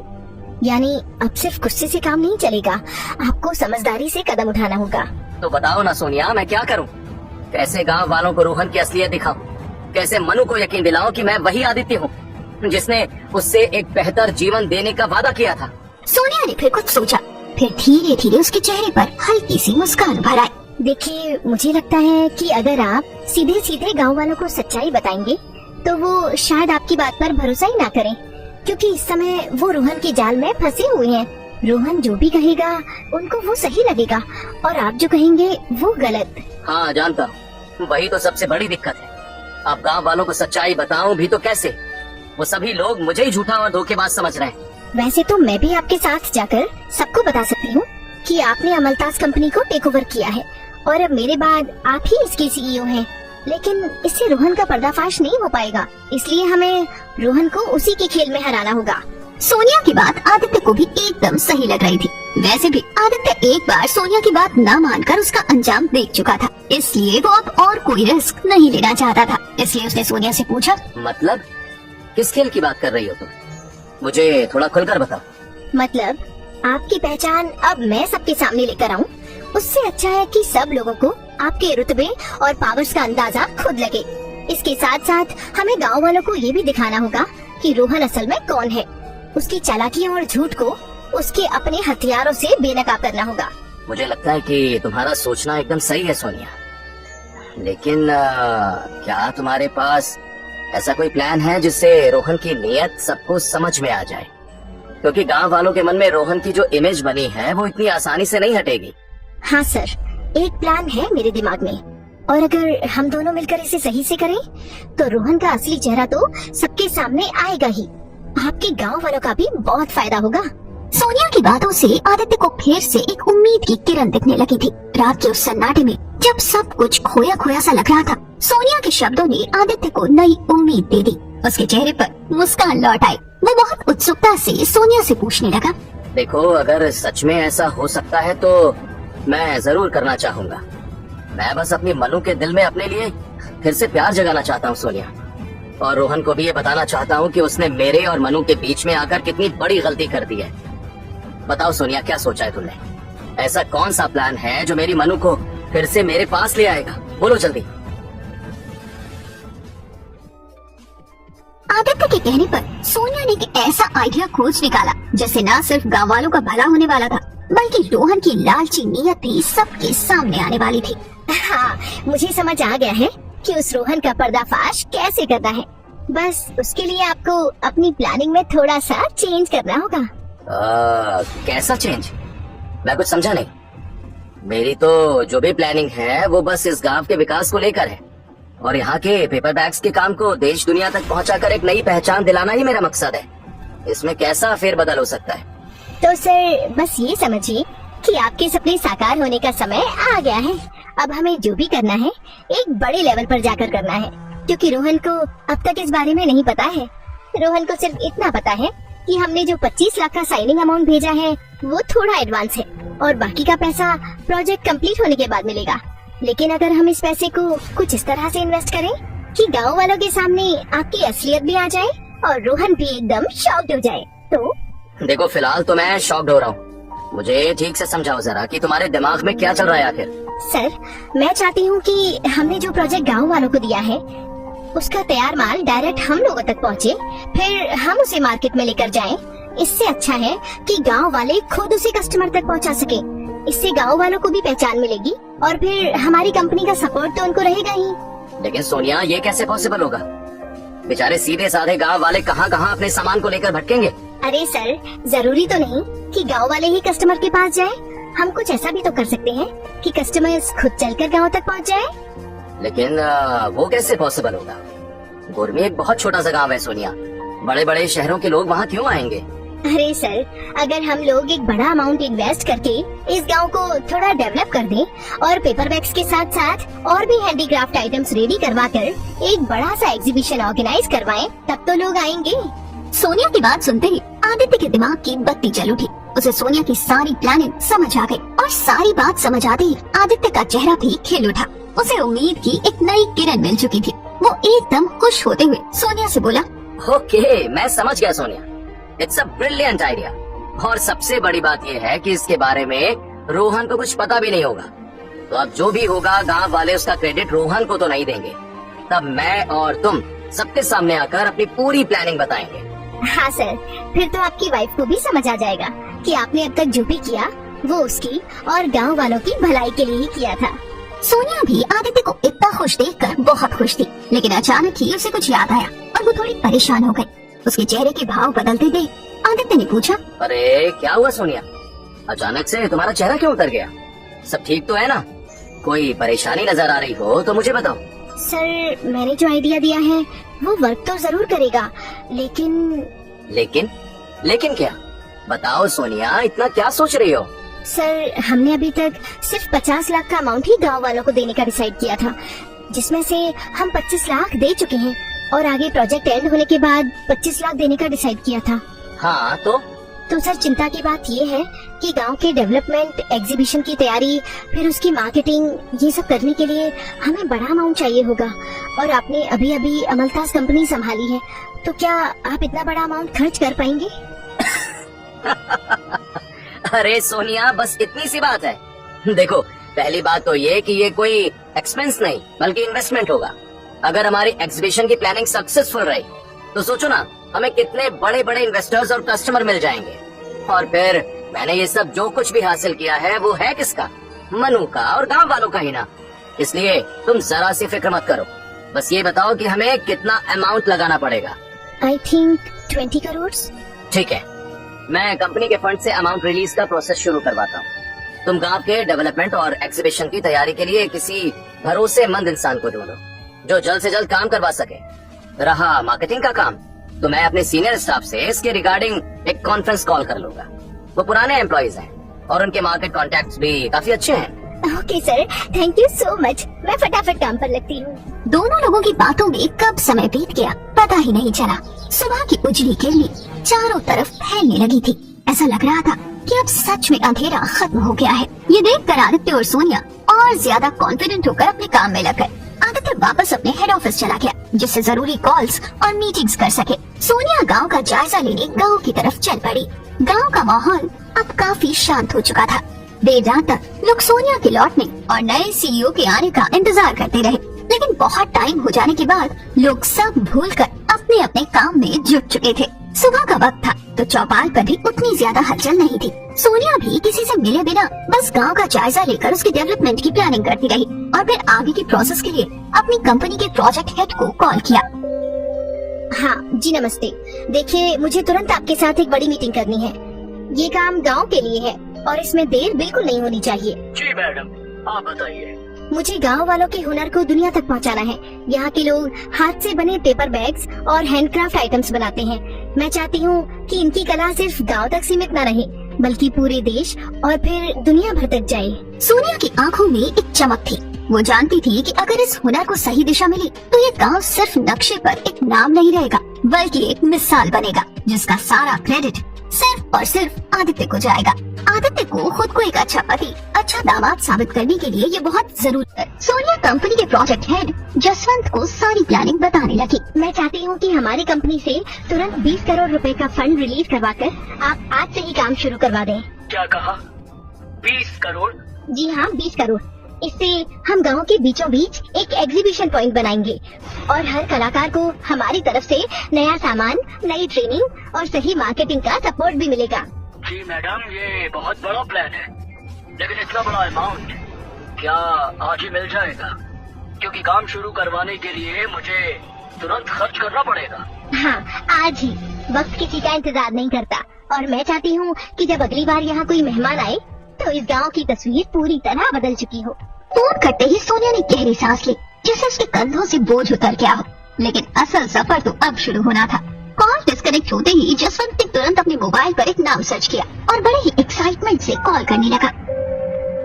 हाँ रोहन भाई, अभी अभी मिस सोनिया का कॉल आया था। आपके गांव के लिए एक बड़ा काम सौंपा गया है मुझे। अच्छा, ऐसा क्या काम है जिसके बारे में सोनिया मैडम ने मुझे नहीं बताया? सोनिया अपनी तरफ से सारा काम कर चुकी थी। अब बस इंतजार था पुलिस की प्लानिंग के एग्जीक्यूशन का। उसने खुश होकर आदित्य को पूरी रिपोर्ट देने के लिए कॉल किया। हाय सोनिया, क्या बात हो गई तुम्हारी? किसे दे रही हो ये सारी रिस्पॉन्सिबिलिटी? अपनी ही कंपनी के प्रोजेक्ट हेड हैं, मिस्टर जसवंत। काफी पुराने एम्प्लॉय हैं और कई सारे कॉन्ट्रैक्टर वगैरह से भी उनका कनेक्शन है।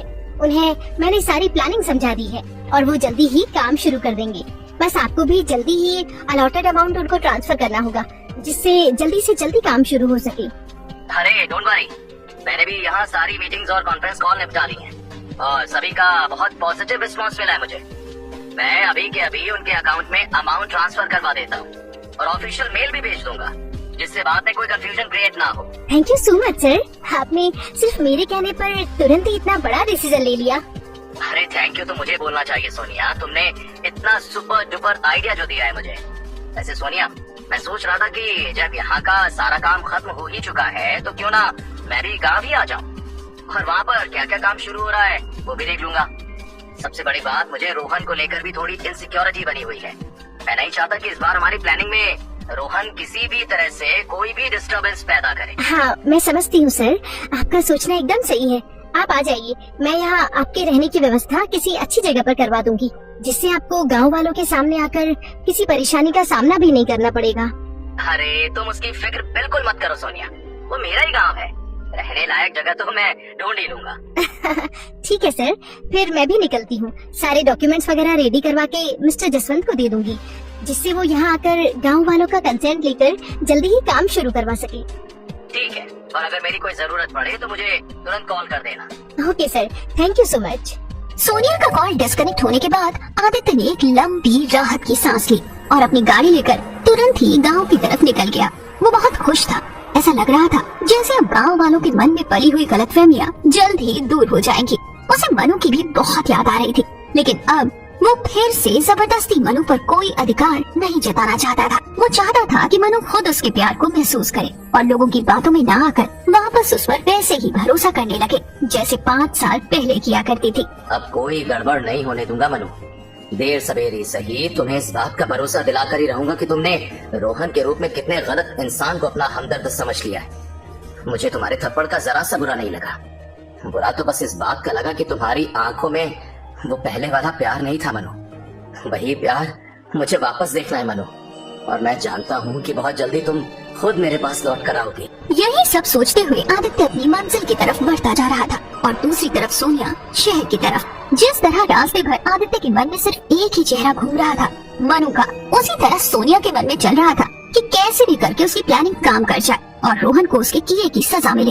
वो बस आदित्य को खुश देखना चाहती थी। मनु, मैं एक बार फिर से तुम्हारे पास आ रहा हूँ। मैं जानता हूँ तुम मुझसे नाराज हो, लेकिन यकीन मानो मेरा हर कदम तुम्हारे लिए ही था और आगे भी रहेगा। मैं तुम्हें रोहन जैसे इंसान के भरोसे नहीं छोड़ सकता मनु। जब आदित्य गांव की तरफ बढ़ रहा था तो दोपहर हो चली थी। वहीं गांव की चौपाल पर उस वक्त भीड़ जुटी थी और बीच में खड़ा था रोहन, जो गांव वालों को प्रोजेक्ट के बारे में समझाते हुए कई सारी हिदायतें दे रहा था। उसकी बातों पर गांव वाले ताली बजा रहे थे और ठीक सामने बैठी थी मनु, जो सब कुछ सुन रही थी मगर चुप थी। देखा आप सबने कल का दिन कैसे हम सब के लिए बेकार हो गया। ना तो सीईओ सर ही यहाँ आ पाए और ना ही उन्हें अपना कुछ काम दिखाई पाए। लेकिन अब आप सब वही करिएगा जो मैं कहूँ। हमें अपने काम में कोई कमी नहीं रखनी है, चाहे सीईओ सर यहाँ आए या हम सबको उनके पास जाना पड़े। हम अपना काम उन्हें दिखा कर रहेंगे। लेकिन बेटा, गांव वाले बेचारे कहाँ इतनी बड़ी कंपनी के सीईओ से मिलने जा पाएंगे। अगर वो यहाँ आ जाते तो ये है कि हम सभी मिल लेते उनसे। अरे काकी, अब मेरे रहते बिल्कुल भी चिंता मत कीजिए। मैं जल्दी ही कुछ ऐसा करूँगा कि हमारे गांव का हर एक बच्चा, बूढ़ा, जवान अमलताज कंपनी के सीईओ से मिल सके। अरे जिन्होंने हमें इतना रुपया एडवांस में दे दिया, जो हमारे छोटे से काम को बड़ा नाम और पहचान दिलवा सकते हैं, उनसे तो सभी को मिलना चाहिए ना। हाँ, सही बात है। रोहन भीड़ की वाहवाही लूट रहा था, लेकिन उसकी असली नजर किसी और पर थी। उसने मनु को देखा तो इस बात से चौंक गया कि मनु का ध्यान उस पर था ही नहीं। मनु न जाने किन ख्यालों में डूबी रोहन को नजरअंदाज कर रही थी। ये देखकर रोहन भीड़ से नजरें बचाते हुए मनु के करीब जा पहुंचा। मनु, क्या हुआ? इतनी उदास क्यों लग रही हो? अरे तुम्हें तो खुश होना चाहिए। अब तुम पूरी तरह आजाद हो। जो चाहे करो, जिससे चाहे मिलो, जिसे चाहे प्यार करो। ये सब क्या बातें कर रहे हो रोहन? तुम यहाँ काम की बातें करने आए हो या इस तरह की फालतू बातें करने? और रही प्यार की बात, तो वो कभी भी किसी से जबरदस्ती तो नहीं किया जा सकता। मैं अपने हिस्से का प्यार कर चुकी हूँ, भले ही अब मुझे उसे थप्पड़ मारना पड़ा हो, लेकिन अब उसके अलावा। हाँ, मैंने देखा था कल। सच कहूँ तो अच्छा ही हुआ कि तुमने आदित्य को गुस्से में थप्पड़ मारकर निकाल दिया। वो आदमी इसी लायक था। तुम आदित्य जैसे धोखेबाज को नहीं, मेरे जैसे होनहार को प्यार करने के लिए बनी हो मनु। तुमने मेरा दिल जीत लिया। अब बस जल्दी से हमारी शादी हो जाए, फिर हम दोनों मिलकर नई जिंदगी शुरू कर सकते हैं। रोहन, कैसी बातें कर रहे हो? यहाँ सब इतनी टेंशन में है। कल इतना तमाशा हो गया, सोनिया मैडम भी बिना मिले ही चली गई, आकाश भी चला गया और वो नए सीईओ तो आए ही नहीं, जबकि हम सब गांव वालों ने उनके स्वागत सत्कार के लिए कितनी तैयारियां कर ली थी। ऐसे में इस तरह की बातें करना गलत है। गलत? अरे मनु, जरा सोचो तो सही। आदित्य ने तुम्हें 5 साल तक इंतजार करवाया और जब लौटा तो सिर्फ मुसीबतें लेकर। गांव वाले भी तो अब उसी को धोखेबाज समझते हैं। इसीलिए कह रहा हूँ कि तुम्हें उस धोखेबाज की नहीं, बल्कि मेरे जैसे आदमी की जरूरत है। रोहन के शब्द मनु को अंदर तक चुभ गए। उसकी आंखों में गुस्सा तो था, मगर दिल में डर और बेचैनी ज्यादा थी। हे भगवान, कल मैंने गुस्से में आदित्य को थप्पड़ मार दिया था। इसका ये मतलब हरगिज नहीं था कि मैं उसे छोड़कर रोहन से शादी कर लूंगी। मुझे तो आज भी आदित्य की ही फिक्र है। कल से वो कहाँ गया कहाँ नहीं कुछ नहीं पता। कहीं उसने कुछ गलत तो नहीं कर लिया होगा। पता नहीं वो किस हालत में होगा। मनु के मन में पछतावे का तूफान उमड़ रहा था। वो रोहन की बातों को सुन भी रही थी और अनसुना भी कर रही थी। उसे नहीं पता था कि जिस आदित्य की चिंता वो कर रही थी वो इस वक्त गांव की चौपाल की तरफ ही बढ़ रहा था। गांव की चौपाल पर उस वक्त अजीब सा माहौल था। एक तरफ रोहन जो भीड़ की वाहवाही लूट रहा था और मनु को भी फुसलाने की कोशिश में लगा था। तब तक आदित्य भी चौपाल के करीब पहुंच गया। दूसरी तरफ मनु जो लोगों के बीच बैठी होने के बावजूद खुद को बिल्कुल अकेला महसूस कर रही थी। उसकी आंखों में न जाने कितनी बातें थी और उन्हीं आंखों को देखकर आदित्य के दिल में उम्मीद जाग उठी थी। ये रोहन तो मनु के पीछे ही पड़ गया है। इसे समझ नहीं आ रहा क्या कि वो बात नहीं करना चाहती। मेरे यहाँ से जाते ही रोहन ने अपनी दाल गलानी शुरू कर दी। कम से कम मनु की मर्जी तो जान लेता। उसके चेहरे से, उसकी आंखों से साफ समझ में आ रहा है कि वो कितनी परेशान है और उसे रोहन की बातों में कोई इंटरेस्ट नहीं आ रहा। फिर भी ये रोहन उससे फ्लर्ट किए जा रहा है। अभी जाकर देखता हूँ उसको। मनु को यूं उदास देखकर आदित्य को समझ आ गया था कि ये उदासी सिर्फ उसी के लिए है। वो जानता था कि मनु नाराज है, मगर ये भी उतना ही सच था कि उसके दिल की गहराई में आज भी वही प्यार जिंदा था। और इसी विश्वास ने आदित्य को फिर से रोहन के सामने जाने की हिम्मत दी। अरे आदित्य, अब क्यों आया है यहाँ? अरे हाँ, इसकी बेशर्मी तो देखो। कल तो इसे खुद मनु ने थप्पड़ मारकर यहाँ से निकाल दिया था ना, फिर भी आज मुंह उठा के चलाया। लगता है कल की बातों से इसकी बेइज्जती का कोटा पूरा नहीं हो पाया, इसीलिए तो आज खुद से ही और ज्यादा जलील होने यहाँ आ गया। इन तीनों लोगों की बातें सुनकर भीड़ में कानाफूसी शुरू हो गई। सब आदित्य को बेशरम, बेगैरत और न जाने क्या क्या कहने लगे थे। सिर्फ मनु थी जो चुप थी। आदित्य को अचानक अपने सामने देखकर रोहन के चेहरे का तो रंग ही उड़ गया। उसने जल्द ही खुद को संभाला और बनावटी मुस्कान के साथ आदित्य की ओर बढ़ गया। वाह, देखो जरा, आदित्य बाबू आए हैं। अरे सीईओ साहब, आपको तो अब गांव में कदम भी नहीं रखना चाहिए था, फिर भी चले आए। रोहन, तुम्हारे झूठ और चालबाजियों का पर्दाफाश करने के लिए मुझे कहीं और जाने की कोई जरूरत नहीं। और रही सीईओ होने की बात, तो वो तुम्हें बहुत जल्द समझ में आ जाएगा कि मुल्क तुम्हारा भी। रोहन को चेतावनी देने के बाद आदित्य सीधा मनु की तरफ बढ़ा। उसकी आंखों में दर्द भी था और भरोसा भी। मनु, अगर सच में रोहन इन सब गांव वालों का भला चाहता है तो जरा उससे पूछो कि अमलतास कंपनी के प्रोजेक्ट के लिए नया और अच्छा कच्चा माल अभी क्यों नहीं ला देता।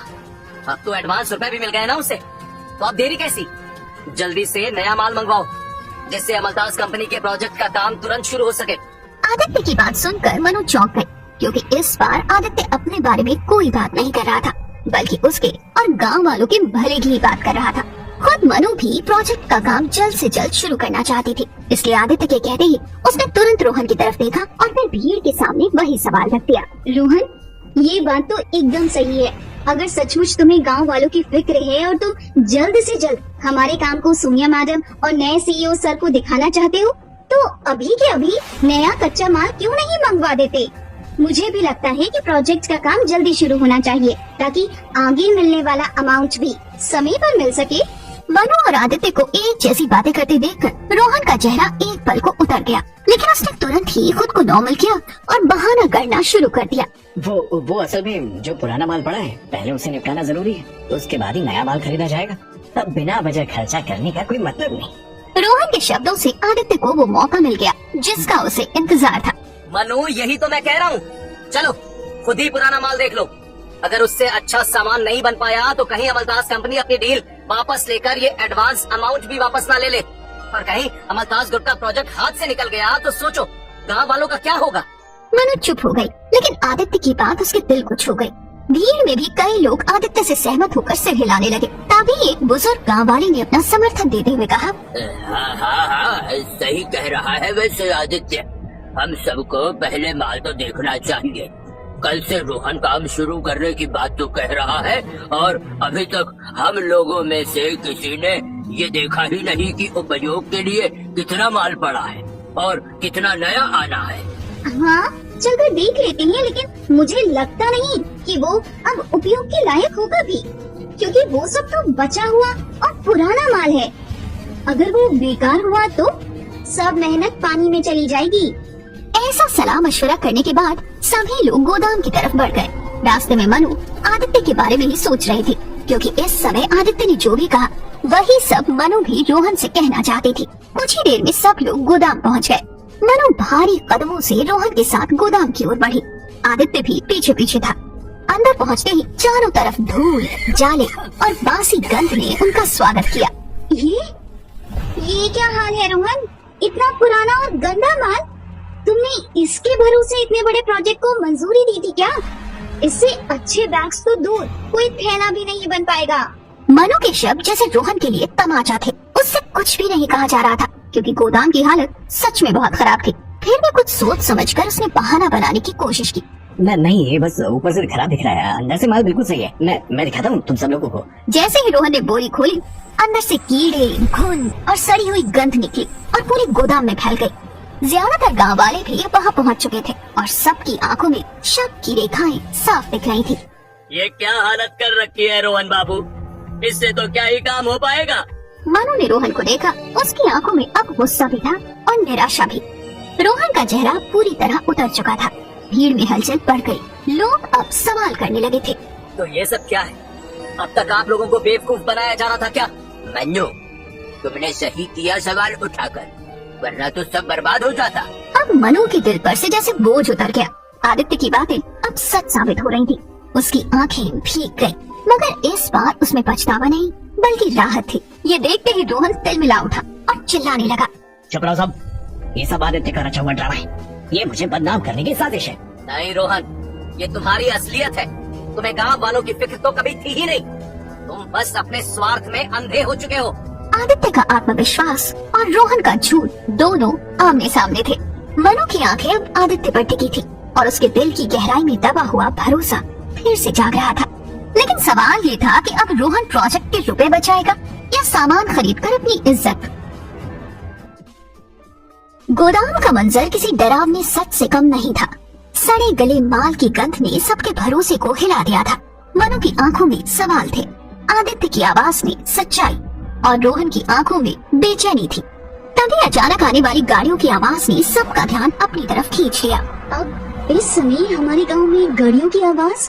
कौन आया होगा भला? अरे कहीं वो नए सीईओ तो नहीं जो कल आने वाले थे मगर आ नहीं पाए थे? क्या पता वो आज आ गए हों। अरे तो चलो चलो जल्दी से बाहर निकलो सब और इस गोदाम को बंद कर दो। कहीं उन्होंने ये खराब सामान देखा तो उनको ये ना लगे कि हम उन्हें खराब सामान से ही बैग्स बना के बेचना चाहते हैं। हाँ, चलो सब बाहर निकलो, हम उन्हें अपना गोदाम नहीं दिखा सकते। आदित्य वहीं खड़ा लोगों की बातें सुन रहा था और मन ही मन ये सोच रहा था कि इन लोगों को अभी तक इस बात का भरोसा नहीं हो पाया है कि वो ही अमलतास का नया सीईओ है। अब तो उसने भी ये बात कहनी बंद कर दी थी, इसलिए वो भी अब सब लोगों के साथ गोदाम से बाहर निकलने लगा। लेकिन तभी एक कड़क आवाज ने सबको रोक दिया। अरे रुक जाओ, कहीं जाने की जरूरत नहीं है। अच्छी बात है कि सारे लोग यहीं एक साथ मिल गए। वो लोग गोदाम से बाहर निकल पाते उसके पहले ही जसवंत अपने आदमियों के साथ भीतर आ चुका था। उसके कदमों की धमक ने सबकी धड़कनों को और तेज कर दिया था। तो यही है वो गोदाम, यहीं से अमलतास कंपनी का काम शुरू होना था। हालत देखकर ही सब समझ में आ रहा है। गांव वाले हैरान होकर जसवंत की तरफ देखने लगे।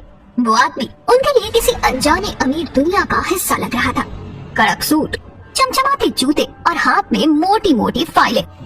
पहली नजर में ही लोग उसके रुतबे से दब गए और अटकलें लगाने लगे कि वो कौन हो सकता है। अरे ये तो बड़े साहब लग रहे हैं। हाँ, देखो ना शहर वाले कितने ठाठ से चलते हैं। चलिए पहले मैं आप सबको अपना परिचय दे देता हूँ। मेरा नाम जसवंत है। मैं अमलतास कंपनी का प्रोजेक्ट मैनेजर हूँ। मुझे यहाँ कंपनी के सीईओ ने भेजा है। ये सुनते ही गांव वालों की भीड़ में हलचल मच गई। सीईओ ने भेजा है? ये शब्द सुनकर सबकी उत्सुकता कुछ और बढ़ गई। देखिए, अमलतास कंपनी चाहती है कि कंपनी ने आपको जो प्रोजेक्ट दिया था वो प्रोजेक्ट कंप्लीट करके आप अपने प्रोडक्ट यानी पेपर बैग्स और आपके हैंडक्राफ्ट आइटम्स पहले अपने ही गांव की एग्जीबिशन में रखें। लेकिन वो तो कंपनी का सामान हो जाएगा, हमें उसके लिए कंपनी से एडवांस अमाउंट भी मिला है, इसीलिए तैयार सामान को हम लोग खुद थोड़े ही बेच सकते हैं। और फिर इतना सारा सामान हम सब मिलकर बना भी लें, लेकिन इस छोटी सी गांव में उसे खरीदने आएगा कौन? अरे आप सब उसकी चिंता मत कीजिए। देखिए रोहन जी को जो एडवांस अमाउंट मिला है वो तो प्रोजेक्ट की तैयारी के लिए ही मिला है। अब रही एग्जीबिशन की बात, तो उसकी तैयारी का काम मुझे सौंपा गया है। खुद मिस सोनिया ने मुझे इस गांव के विकास कार्य की और गांव के बीचों बीच एक एग्जीबिशन पॉइंट बनाने की जिम्मेदारी सौंपी है। क्या क्या बनाने की जिम्मेदारी? एग्जीबिशन पॉइंट यानी कि प्रदर्शनी केंद्र। देखिए हमारी कंपनी चाहती है कि इस गांव में एक बड़ी एग्जीबिशन हो, ताकि आप सबके हाथों से बने हुए सामान को दुनिया देख सके। विदेशों से लोग आएंगे, आपके हुनर की तारीफ होगी और आपके काम के बदले मोटा पैसा भी मिलेगा। गांव वालों की आंखों में सपने चमकने लगे। गरीबी और तंगहाली में जीते इन लोगों को पहली बार किसी बड़े भविष्य की झलक दिखी थी। अरे अगर ऐसा हो गया तो हमारा भी नाम हो जाएगा। साहब, हम तो बरसों से यही चाहते थे कि हमारे बच्चों की मेहनत दुनिया देखे। जसवंत ने उनकी चमकती आंखों को गौर से देखा तो उसकी मुस्कान और गहरी हो गई। उसे मालूम था कि लोगों के सपने ही उसके लिए सबसे आसान हथियार है। रुकिए रुकिए, इतना आसान भी नहीं है। हर काम के लिए कुछ नियम होते हैं। ये प्रोजेक्ट तभी शुरू होगा जब आप सब अपनी सहमति देंगे और उसके लिए कुछ कागजात पर दस्तखत करने पड़ेंगे। अरे लेकिन ज्यादातर गांव वाले तो पढ़े लिखे हैं ही नहीं। इन कागजों में क्या लिखा है इन्हें कैसे पता चलेगा? एक काम करिए, पहले आप इन कागजातों को पढ़कर सारी डिटेल बताइए तो सही इन्हें। आदित्य की बात सबको सही लगी। सब एक दूसरे की शक्ल देखने लगे और तभी रोहन ने मौका देख लिया। अरे नहीं, इतना सोचने की जरूरत नहीं। हम सबकी तरफ से मैं मंजूरी देता हूँ। लाओ कागज दिखाओ, मैं भी साइन कर देता हूँ। गांव वालों की समझ में इतना ही आया कि रोहन उनकी तरफ से बोल रहा है। कई लोग राहत की सांस लेने लगे, लेकिन आदित्य का चेहरा गुस्से से लाल हो उठा। एक मिनट रोहन, तुम होते कौन हो? अकेले ही पूरे गांव की तरफ से साइन करने वाले? ये फैसला गांव के हर इंसान का है रोहन। सिर्फ तुम्हारे दस्तखत किसी की किस्मत तय नहीं कर सकते। सबको इन कागजों की, इस प्रोजेक्ट की और इस प्रोजेक्ट पर होने वाले खर्च की पूरी जानकारी होनी चाहिए। आदित्य की बात सुनकर रोहन सकपका गया, मगर जल्द ही उसने खुद को संभाला और उसी बनावटी मुस्कान के साथ कहने लगा, ओह देखिए देखिए, फिर से बड़े साहब जाग गए। कल इसे ही गांव से निकाला गया था, आज ये सबको कानून सिखा रहा है। मनु आदित्य और रोहन को देख रही थी। उसका दिल कह रहा था कि आदित्य सही है, लेकिन सामने जसवंत खड़ा था, जिसकी आंखों में उसे कोई भरोसा नहीं दिख रहा था। रुकिए, हम लोग बिना सोचे समझे साइन नहीं करेंगे। पहले ये कागज हमें पढ़कर सुनाइए, फिर गांव वाले मिलकर फैसला करेंगे। मनु को भले ही आदित्य की बातें सही लग रही थी, पर गांव के आधे से ज्यादा लोग रोहन के पक्ष में थे। ये बात रोहन और उसके पिता सहदेव जी को अच्छी तरह समझ आ चुकी थी, इसलिए सहदेव जी तुरंत मनु की बात काटते हुए कहने लगे, अरे नहीं नहीं, उसकी कोई जरूरत नहीं है। हम सबको रोहन पर खूब भरोसा है। आखिर उसकी वजह से ही हम लोगों को इतनी बड़ी कंपनी से काम मिला और अब देखो हमारे गांव का विकास भी होने जा रहा है। फिर हम लोग उस पर भरोसा क्यों नहीं करेंगे? रोहन बेटा, तुम कर दो साइन, जो होगा अच्छा ही होगा। सहदेव जी की बातें सुनकर सभी गांव वाले उनका समर्थन करने लगे और रोहन के चेहरे पर फिर एक बार वही घमंड दिखने लगा जो हमेशा दिखाई देता था। वो आगे बढ़ा और जसवंत के हाथ से फाइल लेकर उसे देखने लगा। तभी जसवंत ने उसे आंखों ही आंखों में इशारा किया और गांव वालों की तरफ देखकर बोला, वैसे ये बात तो एकदम सही है कि रोहन के होते हुए आप लोगों को किसी भी तरह की कोई चिंता नहीं करनी चाहिए। अरे वो तो हमारी कंपनी का ही एम्प्लॉय है ना। मैं तो इससे पहले नहीं जानता था, लेकिन सोनिया मैडम ने इसकी इतनी तारीफ की थी कि मुझे भी लग रहा था कब यहाँ आकर इस रोहन से मिलूं। ये बात एकदम सही है कि आप लोगों को जो भी प्रोजेक्ट मिला है वो इसी के कहने पर मिला है। मैं तो कहता हूँ कि रोहन जैसा होनहार लड़का हर गांव के लिए एक वरदान है। अरे अपने गांव के लिए कुछ भी करना मेरा फर्ज है। मैं तो सबको बस खुश रखना चाहता हूँ। धोखा देना या लोगों की मदद ना करना मेरी फितरत में नहीं है। ऐसा कहते हुए रोहन ने बड़ी नफरत भरी निगाहों से आदित्य को देखा और फिर मनु की तरफ देखकर बोला, मनु, तुम्हें अगर भरोसा ना हो तो तुम्हें ये पेपर्स पढ़कर सुना सकता हूँ। नहीं नहीं, जब सब लोग कह रहे हैं तो सब ठीक ही होगा। मनु की रजामंदी मिलते ही रोहन तुरंत उन कागजों पर साइन करने लगा, लेकिन तभी आदित्य ने आगे बढ़कर उसके हाथ से पेन खींच लिया और कड़क आवाज में बोला, तुम इन पेपर्स पर साइन नहीं कर सकते। आदित्य ने झपट कर रोहन के हाथ से पेन खींच लिया। भीड़ थम गई। हर नजर अब आदित्य और रोहन पर टिक गई थी। रोहन कुछ पूछ पाता उसके पहले ही आदित्य गुस्से में बोला, तुम इन पेपर्स पर साइन नहीं कर सकते। पहले इन पेपर्स को पढ़ो तो सही और गांव वालों को ये बताओ कि गांव के विकास के लिए कंपनी ने कितना रुपया लगाने की बात कही है और विकास के नाम पर गांव में क्या क्या फेरबदल किए जाएंगे। तुम कौन होते हो ये सब पूछने वाले और मुझे रोकने वाले? अरे तुमने सोच भी कैसे लिया कि तुम मुझे रोकोगे और मैं तुम्हारी बात मान लूंगा? वैसे तो मैं जो हूँ वो तुम सोच भी नहीं सकते, लेकिन तुम्हारे लिए फिलहाल तो मैं इस गांव का ही रहने वाला एक आदमी हूँ, इसलिए मेरे साथ साथ तुम्हें सारे गांव वालों को ये सारी जानकारी देनी ही होगी। इसके अलावा इस फाइल पर सिर्फ तुम्हारे साइन होने से कुछ नहीं होगा। जसवंत को भी सभी गांव वालों की सहमति लेनी पड़ेगी। क्यों जसवंत, क्या तुमको भी ये नहीं पता? तुम तो अमलतास कंपनी के पुराने एम्प्लॉय हो ना। ये बेसिक सी जरूरी बातें तो तुमको पता होनी चाहिए। आदित्य की बात सुनकर जसवंत सकपका गया, क्योंकि वो जानता था कि आदित्य की कही सारी बातें सही थी। ये कौन है कबाब में हड्डी? मैंने तो रोहन से बात करके पहले ही सारी बातें तय कर ली थी। जब मुझे गांव के डेवलपमेंट के लिए ये प्रोजेक्ट मिला था, मैंने तुरंत रोहन को कॉल करके सब बता दिया था और तब तो उसने कहा भी था कि वो सब संभाल लेगा। जसवंत ये सारी बातें सोचते हुए उस दिन को याद करने लगा जब उसने इस प्रोजेक्ट के लिए गांव आने से पहले ही रोहन को कॉल पर सब बता दिया था और फिर अलग से मिलकर भी उससे कुछ सीक्रेट बात की थी। और इस सिलसिले में ही गांव से बाहर सुनसान जगह पर जसवंत और रोहन की गुप्त मुलाकात हुई थी। देखिए जसवंत जी, मुझे गांव वालों के सामने हीरो बनना है, इसीलिए आप बस गांव वालों को ये यकीन दिला दीजिए कि यहाँ जितने भी अच्छे बदलाव होंगे सब मेरी वजह से होंगे। बाकी जो भी बड़ा अमाउंट आएगा वो आप रख लेना। मेरे पास तो पहले के प्रोजेक्ट के ही रुपए आने वाले। मुझे रुपयों से ज्यादा जरूरत है इस बात की कि गांव के सब लोग मुझे पसंद करने लगे। मुझे लोगों की तालियां चाहिए, पैसे नहीं। कमाल के खिलाड़ी हो रोहन भाई। ठीक है, जो आप चाहते हो वही होगा। मेरी तरफ से ये सौदा पक्का। आपको नाम मिलेगा और मुझे इस गांव के इस डेवलपमेंट प्रोजेक्ट का दाम। लेकिन एक बात समझ नहीं आई, इतने सारे रुपयों को छोड़कर आप सिर्फ वाहवाही क्यों लेना चाहते हो? इसके पीछे खास वजह और एक खास शख्स भी, इस जिसके दिल में अपनी छाप छोड़ना बाकी रह गया। वैसे तो ये सारे गांव वाले मुझे बहुत पसंद है, लेकिन शायद अभी मेरा असर उतना नहीं हुआ है कि वो खास शख्स भी मुझे पसंद करने लगे। क्या बात है रोहन भाई, आप तो बड़ी शायराना बातें कर रहे हैं भाई। कहीं प्यार व्यार का कोई चक्कर तो नहीं है आपका? आप चाहें तो मुझे खुलकर बता सकते हैं, मैं अपनी तरफ से आपकी पूरी मदद करूंगा। हाँ, असल में कुछ ऐसा ही मामला है। मैं अपने गांव की ही एक लड़की से शादी करना चाहता हूँ, जिसके माँ बाप तो मुझे बहुत पसंद करते हैं, लेकिन उसे अभी शायद मेरे ऊपर उतना भरोसा नहीं है। मैं चाहता हूँ कि बस वो मुझे इतना पसंद करने लगे कि अपने माँ बाप की बात मानकर तुरंत शादी के लिए हाँ कह दे।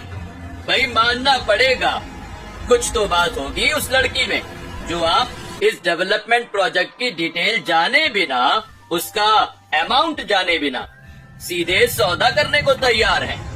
वैसे जब आपने मेरे ऊपर भरोसा किया है तो मैं भी आपको शिकायत का कोई मौका नहीं दूंगा। ये सौदा रोहन के लिए मान सम्मान और मनु के प्यार की गारंटी था और जसवंत के लिए लाखों रुपयों को हड़पने का मौका। जैसे ही जसवंत अपने विचारों से बाहर आया तो उसके कानों में फिर से आदित्य की आवाज आने लगी, जो काफी तेज आवाज में बार बार अपनी बात दोहराता जा रहा था और रोहन बहुत कोशिशों के बाद भी उसकी बातों का जवाब नहीं दे पा रहा था। तो बताओ ना रोहन, सारे गांव वालों की तरफ से अकेले तुम ही सिग्नेचर क्यों कर रहे हो? और इस बात की क्या गारंटी है कि गांव के विकास कार्यों में जो भी काम इस गांव में किया जाएगा उससे किसी गांव वाले को कोई परेशानी नहीं होगी? अरे मेरे किसी भी फैसले से आज तक गांव वालों को कोई परेशानी नहीं हुई, तो फिर अब क्यों होगी? और तुम बार बार बीच में क्यों आने लगते हो? मुझे लगता है तुम इस गांव की तरक्की देखना ही नहीं चाहते। कल तक तुम खुद को अमलतास कंपनी का सीईओ बता रहे थे और आज ये नया ड्रामा शुरू कर दिया है। क्या कहा? ये और सीईओ? अरे औकात देखिए अपनी। बड़ा आया सीईओ बनने वाला। मुझे तो लग रहा है कि ये जानबूझकर इस गांव में कोई अच्छा काम नहीं होने देना चाहता। अरे हर कोई रोहन की तरह गांव वालों का भला सोचने वाला थोड़े ही ना होता है।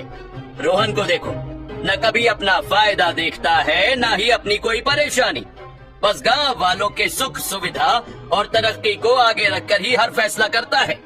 और ये धोखेबाज आदमी रोहन भाई पर शक करने को कह रहा है मुझसे। जसवंत को अपने बेटे की तारीफ करते देख सहदेव जी भी आगे आ गए और उसकी हाँ में हाँ मिलाने लगे। सही कह रहे हैं जसवंत जी, मेरे बेटे ने इस गांव के लिए क्या कुछ नहीं किया, और आप लोग आज एक ऐसे धोखेबाज इंसान की बात सुन रहे हैं जो 5 साल पहले ही गांव छोड़कर भाग गया था। अब ये यहाँ आकर आप सबके दिमाग में शक का बीज बो रहा है और आप सब लोग चुपचाप सुन रहे हैं। हाँ, ये भाई साहब बिल्कुल सही कह रहे हैं। अरे रोहन के ऊपर शक करके हम लोग अपनी ही तरक्की को रोक रहे हैं, और फिर कम से कम ये भी तो सोचो कि रोहन के खिलाफ बोल कौन रहा है।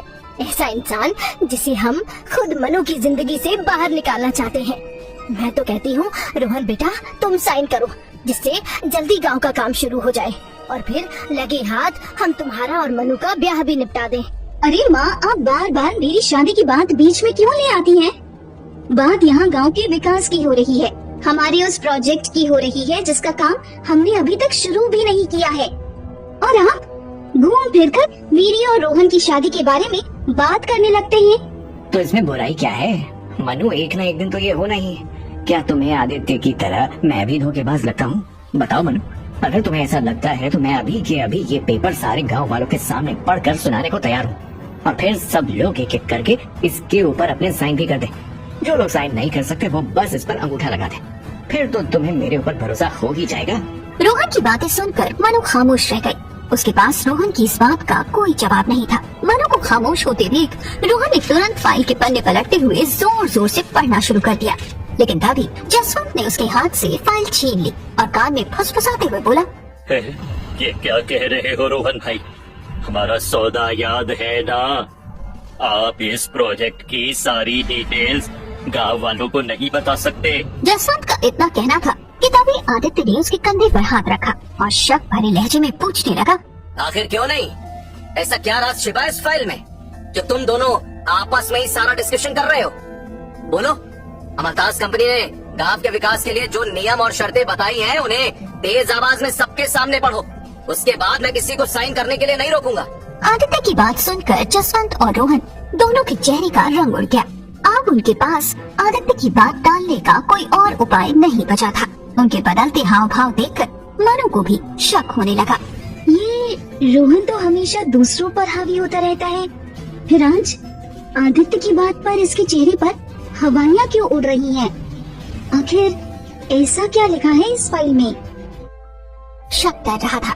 वो धीरे धीरे भीड़ को चीरते हुए आगे बढ़ी और सीधे रोहन के सामने खड़ी हो गई। रोहन, अगर तुम्हें अपने फैसले पर इतना भरोसा है तो सबके सामने पहले इस फाइल के दस्तावेजों को पढ़कर सुनाओ, ताकि गांव का हर आदमी जान सके कि कंपनी यहाँ क्या करने वाली है, उन्हें इससे फायदा होगा या नुकसान, और अगर सच में इसमें सभी गांव वालों को फायदा मिलेगा तो कितना फायदा मिलेगा। हाँ, मनु की बात तो सही है, अभी तो हमें ज्यादा कुछ पता भी नहीं है। मनु की बात सुनकर और गांव वालों का रिस्पांस देखकर रोहन के चेहरे पर एक पल को शिकन आई, लेकिन फिर जैसे ही उसने जसवंत की तरफ देखा तो जसवंत ने हल्का सा सिर हिलाकर इशारा करते हुए बहुत धीरे से कहा, अरे हाँ रोहन भाई, अब जब मनु जी ही कह रही हैं तो आप पढ़ो और मुख्य मुख्य बातें सबको बता दो, पर उतना ही बताना जितना हमने तय किया था, ठीक है? अमलताज कंपनी गांव के विकास कार्य के तहत गांव के बीचों बीच एक प्रदर्शनी केंद्र यानी एग्जीबिशन पॉइंट का निर्माण करवाएगी, जिससे हम अपना तैयार माल उस प्रदर्शनी के जरिए बाहरी लोगों को भी दिखा सकें। बाहर से लोग यहाँ तक आए, इसके लिए इस प्रदर्शनी का प्रचार प्रसार भी किया जाएगा और गांव में अच्छा लॉज और भोजनालय बनाया जाएगा, जिससे बाहर के लोगों को यहाँ ठहरने में कोई परेशानी